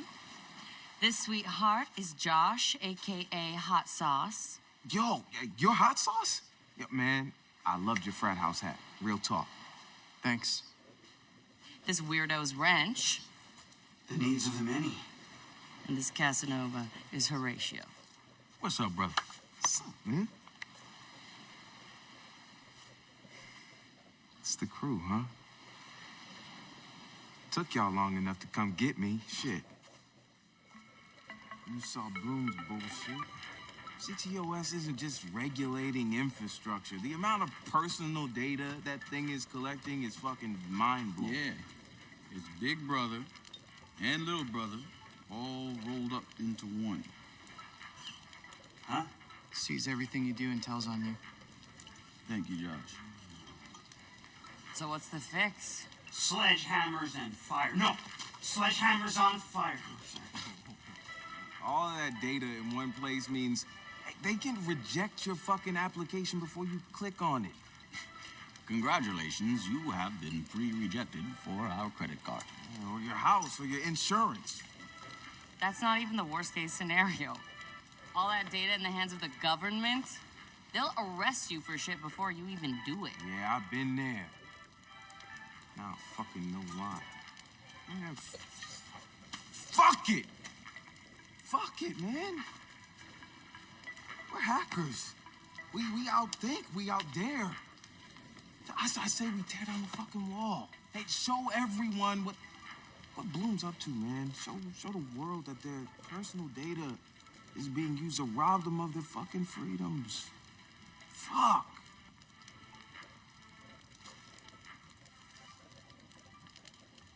I installed a back door, so all we gotta do is walk right through.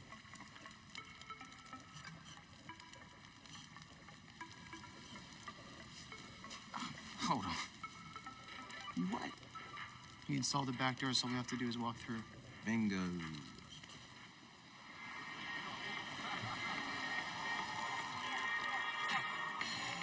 Hey, man. You got the time? Oh, yeah, man. I got it. It's kind of late for a night run, isn't it? Hey, what are you running from the cops? Maybe I am one. Hey, you look familiar.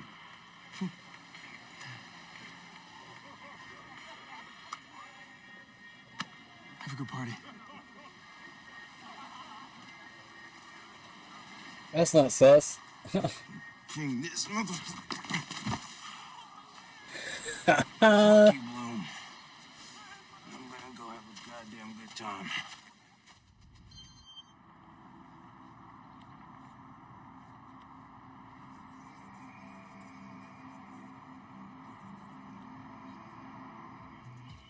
Oh, they pinged him already.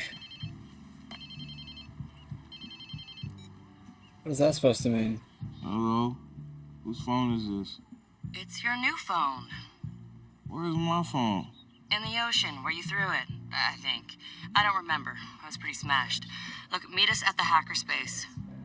Where? The Check your pics and hackerspace. figure it out.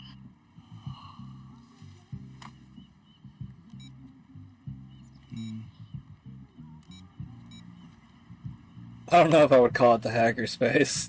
It's a little too obvious.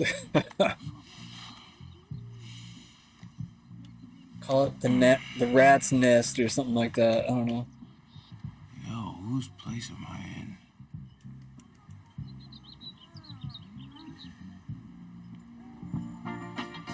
Cause I could never make you unhappy. No, I couldn't do that, girl. Only wish I could let you so. Makes it so very hard to know.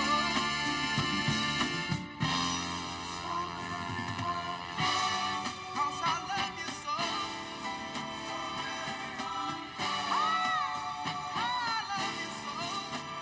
Damn.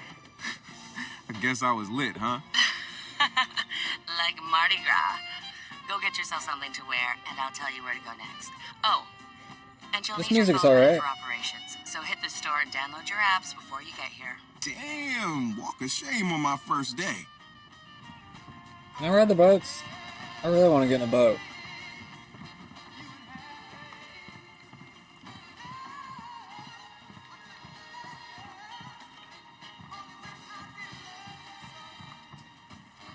Let's see, install noodle maps on your phone. Where's it at?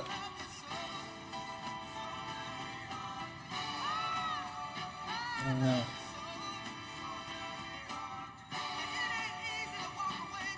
Where's the app? Oh, no, I see it. Oops. I was looking at the wrong thing. I gotta download and buy apps and shit. This feels like GTA now. It's just hacker GTA, I guess. I'm fine with that. Huh. Shock anybody. Where are we going? Buy new pants at the clothing shop. Damn, this must be a big ass game. Holy shit.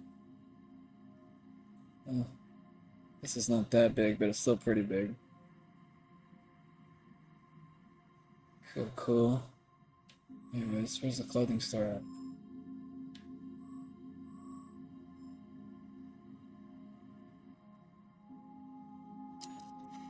I can fast travel there?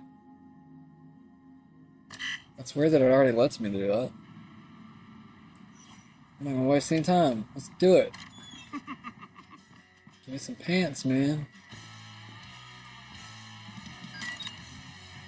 Yeah, those pants are bad. What the hell? What the hell are those? Can I get some, like, pants? Not some like patchwork. Like what the fuck is that? Is that style nowadays? Holy shit. I'm wearing some fucking jeans, man. $249 for jeans?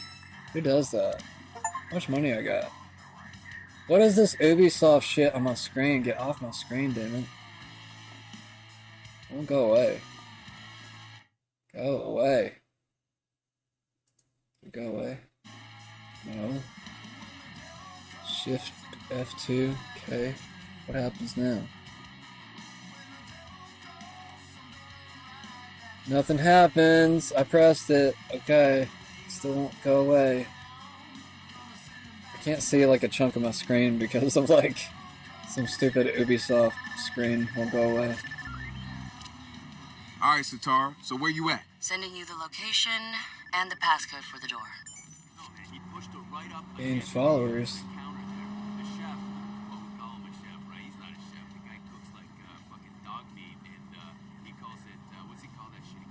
Give me just a second, y'all.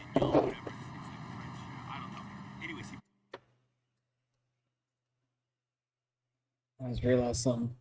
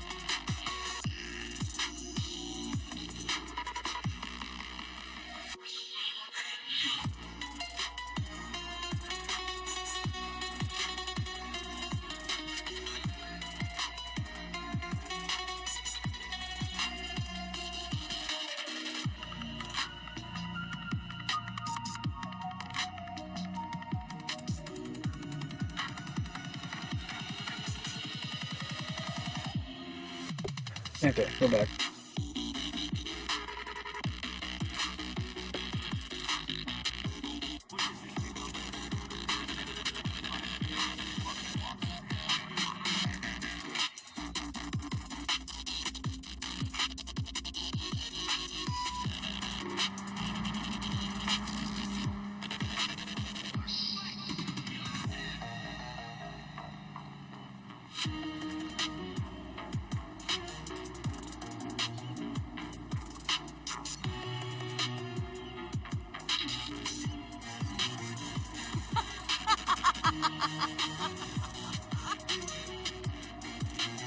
He just knows everybody's income. Can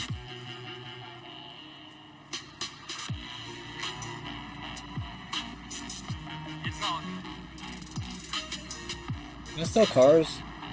I need a car. Oh shit. Go away. I'm like running as fast as the car. I guess I can. He doesn't even like hotwire it or anything, or hack it. Like he just. Coming up, CTOS helps fight crime in Oakland. Silicon Valley moguls vie for the latest startup. The driving feels smooth. It's That's good. between an Oakland city councilor and spiritual group New Dawn. Horrible experience like GTA is. New Cyber Driver trailer. Stay tuned after this. This car's got some good control on it. Like it. I like this game actually so far.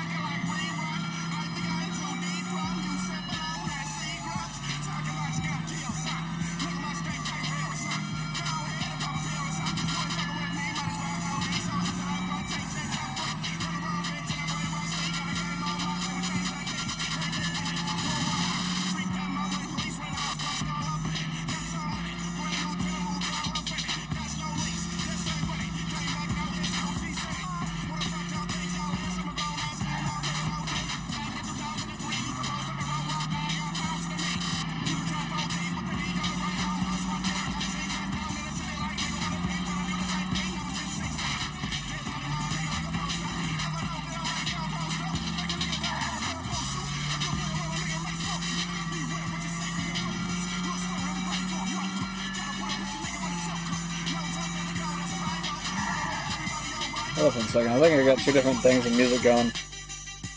Yeah, I do. I'm gonna listen to the game's music for a second.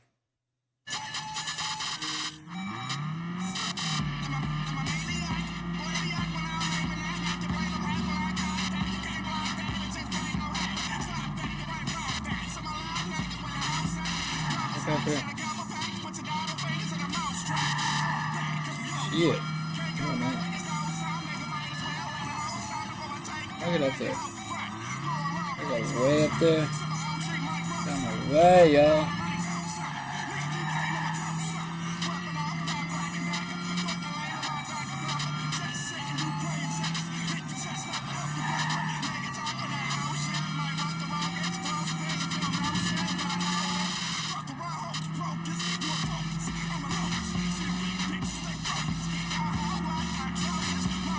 Whoa, that was close.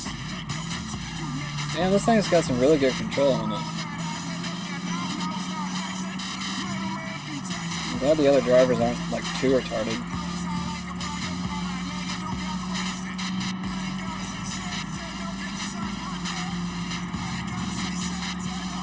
Swerving into you and shit.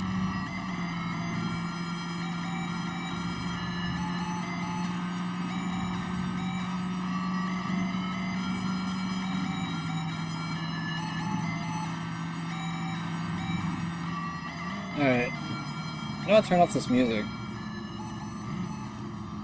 Is there a way to pause this game? There it is. Okay. Probably gotta turn off the music. They're probably real songs, that's why I gotta do it.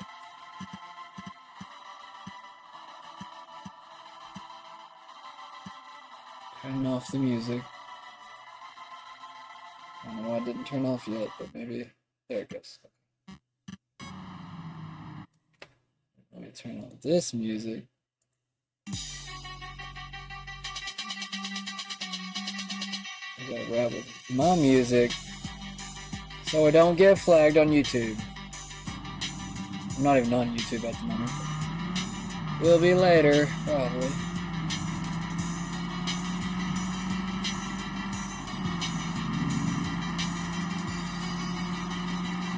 Why are they making me go so far? I bet you anything, I could probably fast travel there. Oh well, I kinda like driving. This is a big ass city, man. Big ass area. Oh shit. Almost wrecked. Still have not wrecked yet. Fuck. Sometimes I'll like start to get some air and then it will land.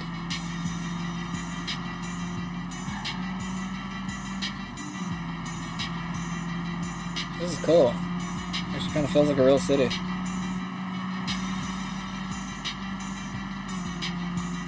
Plays well and it looks pretty good too. This is where graphics should have like stayed for a little while. It's all the newer games. I don't know. They're just adding way too much bulk to the games.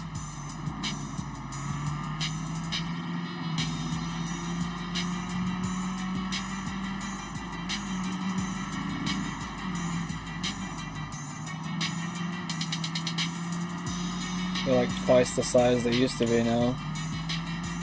I don't feel like they're like that much better looking. In some cases they are, but in most cases not. I don't know, just my opinion. You can fight me on it. You can go to UFC. You wanna fight me? Just kidding. I usually get bigger people that want to fight me, and I'm just like, dude, fight somebody your own size. Literally. If we're gonna be fucking doing UFC fights, gotta fight in weight classes. I know.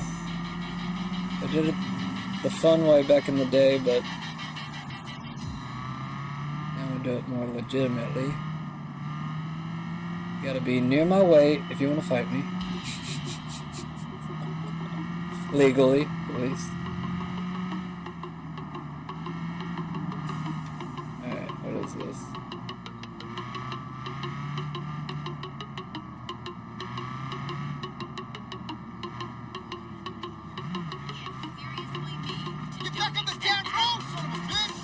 Shut up. Who did this? You ran into my car! I paused and everything! What a retard. At least she didn't say I hit her. I mean, she hit me. Should I get mad? She hit my car. That was the first thing that hit my car. I should get real fucking pissed. I should think like a black man for a second.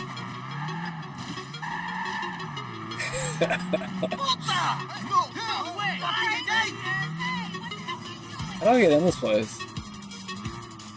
Hey, hold up, I'm retarded, 1 second.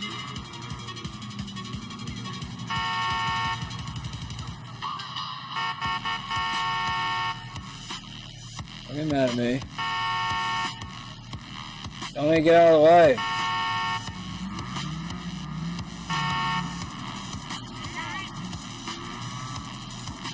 Go here. Let me get in one of these spots. We gotta pay a toll or anything. You good? Right. I don't hide. Get out. Oh, I thought that was an alley. Shit. I hope my car stays there. Somebody steals it, that'd be funny. It's like, fucking really? It's like, well, I did steal it, so... How do I get in this place? Is there a door somewhere? Oh, guys, sorry. Ooh, that was fun. That's some black magic right there. How the fuck do we do this? I gotta read the wall? What is this? Dude, there's a way to get in here. What the hell? I gotta go through the door, Yep, I feel dumb. I feel dumb. What's up, guys? What is this place? Is this a comic book store? What is this? Old games? What are we doing here? Who am I talking to? Oh.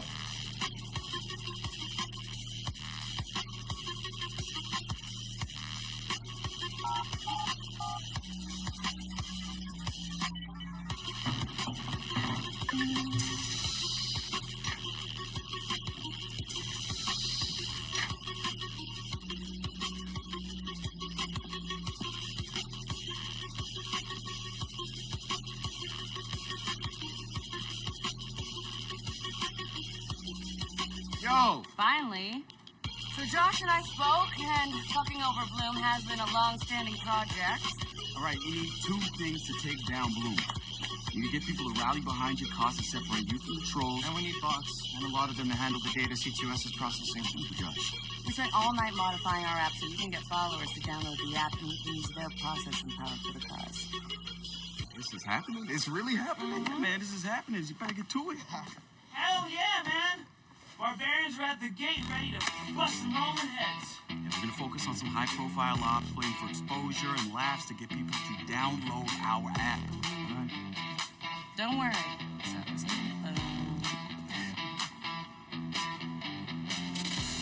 Marcus! Check you out. Alive and dry. I wasn't sure after your moonlight swim. Come here. You've got to check this out.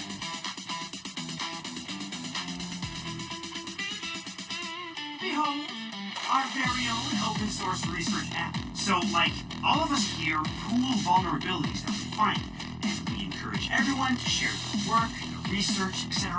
Okay, so what's the research app do?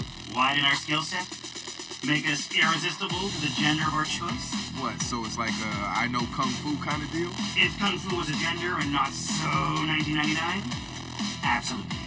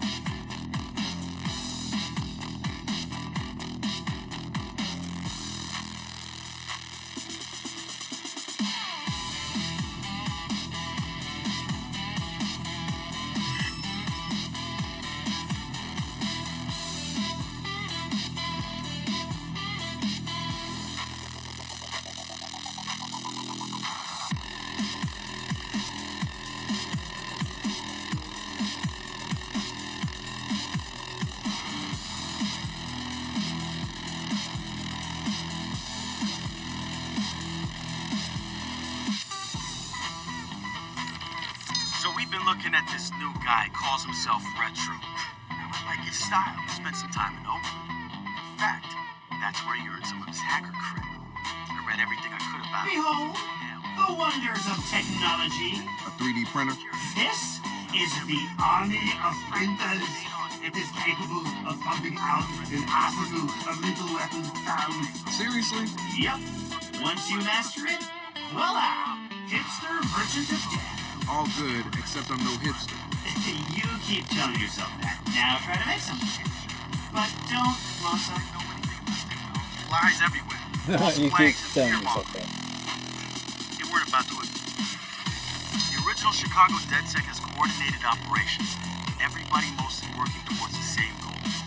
Rumors say that the leaderless group actually has somebody upstairs calling the shots. Council of Dames. I can't say if it's true or not, but somebody's focusing their efforts.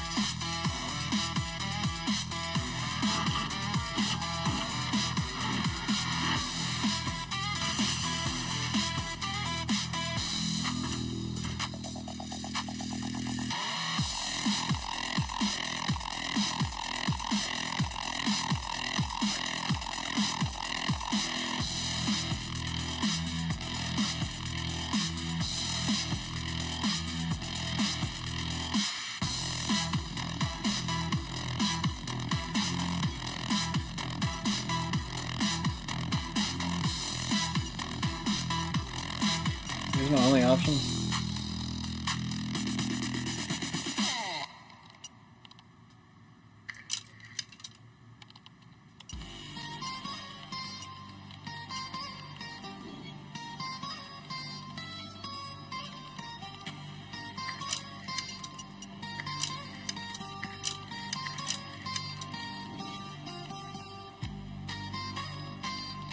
I already have it. I don't understand. How can I print it?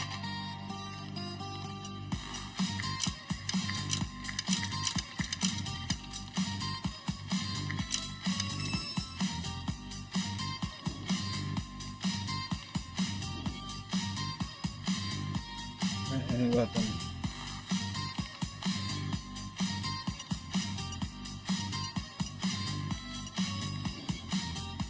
I don't understand. How does it not let me print the weapon?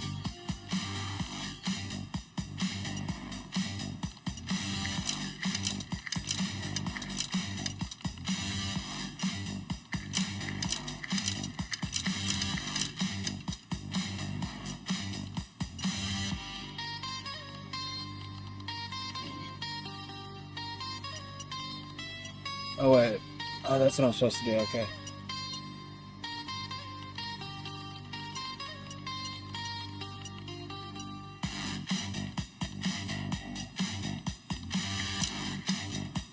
That looks fun. Paintball rifle.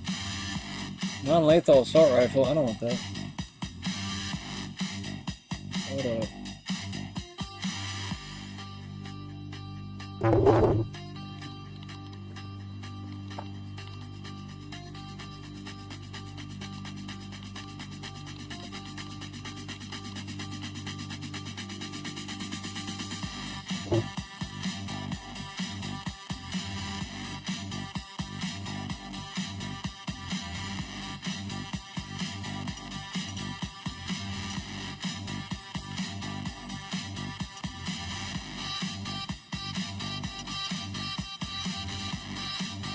Are they all non-lethal? Really not.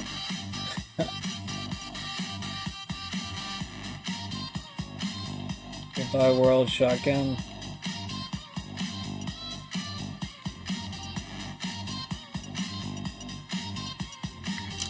At least get this one because it's free.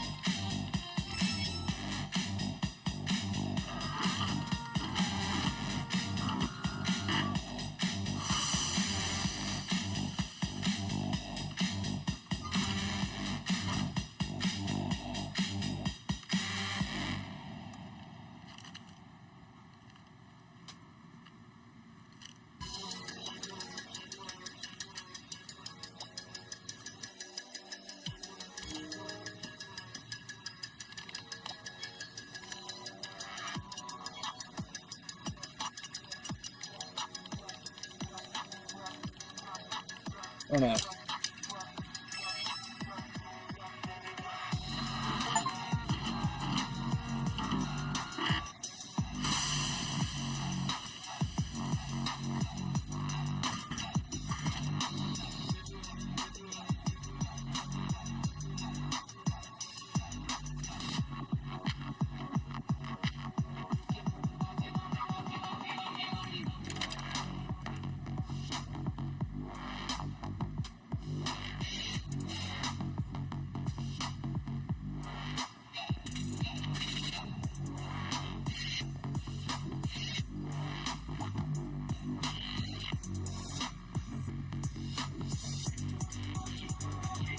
Good to have another brother here.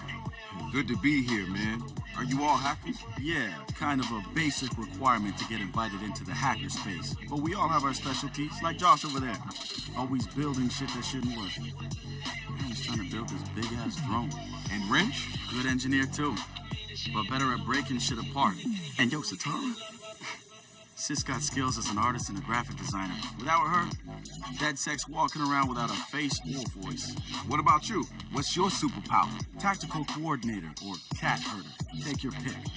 I make DedSec go where it has the most impact. You heard of Primate? Those are some real dirty hacking motherfuckers. Yeah, I brushed up against them before. It wasn't pleasant. All right, that's what I like to hear. Link up with me when you're ready to do this, and I'll fill you in. There's always someone running ops against Primate. Bet they'd love your help.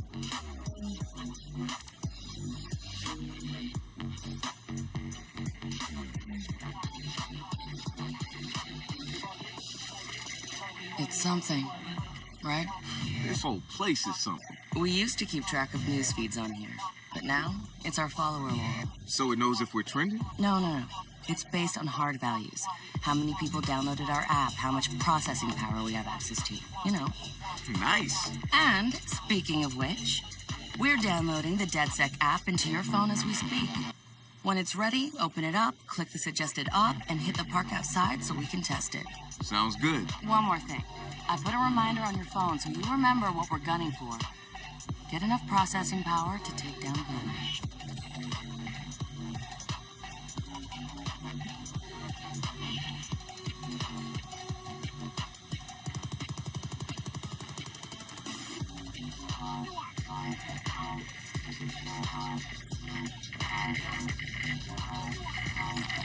So we've been looking at this new guy, calls himself Retro.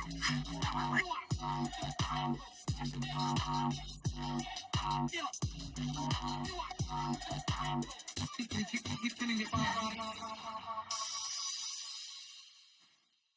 Styles spent some time in Oakland. In fact, that's where he earned some of his hacker cred. I read everything I could about it when it was going down. The Home Domain Center had to deal with Homeland Security. They rolled out cameras in Oakland and started stockpiling data on everybody. Somehow Retro got targeted by the thing and profiled him based on his computer skills and marked him prime suspect in the local high-tech robbery. The evidence was all digital. Nothing put him at the scene of the crime. And the case was a shit show, full of quotes from people who didn't know anything about technology, lies everywhere, false flags, and fear-mongering. They weren't about to admit to a flaw in their system. Retro got lucky. Got a judge that decided not to throw the book at him. So he ended up with community service. He says it wasn't a big deal because he got to work with kids. He taught them the truth about the system in place. Probably the best lesson they've ever learned. But he knew he was going back after the HTC. Data mined them, hacked into the accounts of their key members. Exposed every little thing that showed just how corrupt the system was. A huge victory, right? Yeah, maybe not so much. Oh, he spanked the HTC, no question. Got the program shut down hard. So where did all those cameras in Oakland go? They're still there. But guess who owns them now? Blue. They're part of the CTOS, being used to track and profile people, just like the HTC was doing. And now Retro's got himself a nasty profile on record. We think he's gonna be eager to do something about it. He can't wait to see him work. My bet? Prime DedSec material.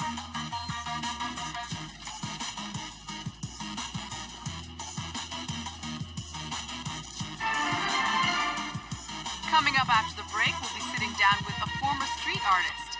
Sweet Tea, as he's known in the community, is here to promote a new book of his art and a brand new fashion line, including t-shirts, caps, and bling. Very exciting stuff.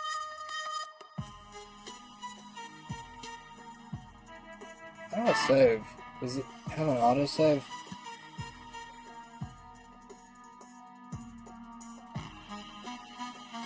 I'm gonna assume it has autosave because I don't know how you save.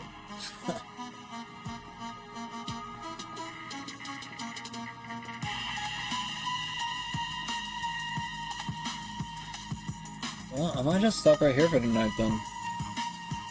Before I get too deep into the next little bit of story. But it's been fun so far. I like it. I like it.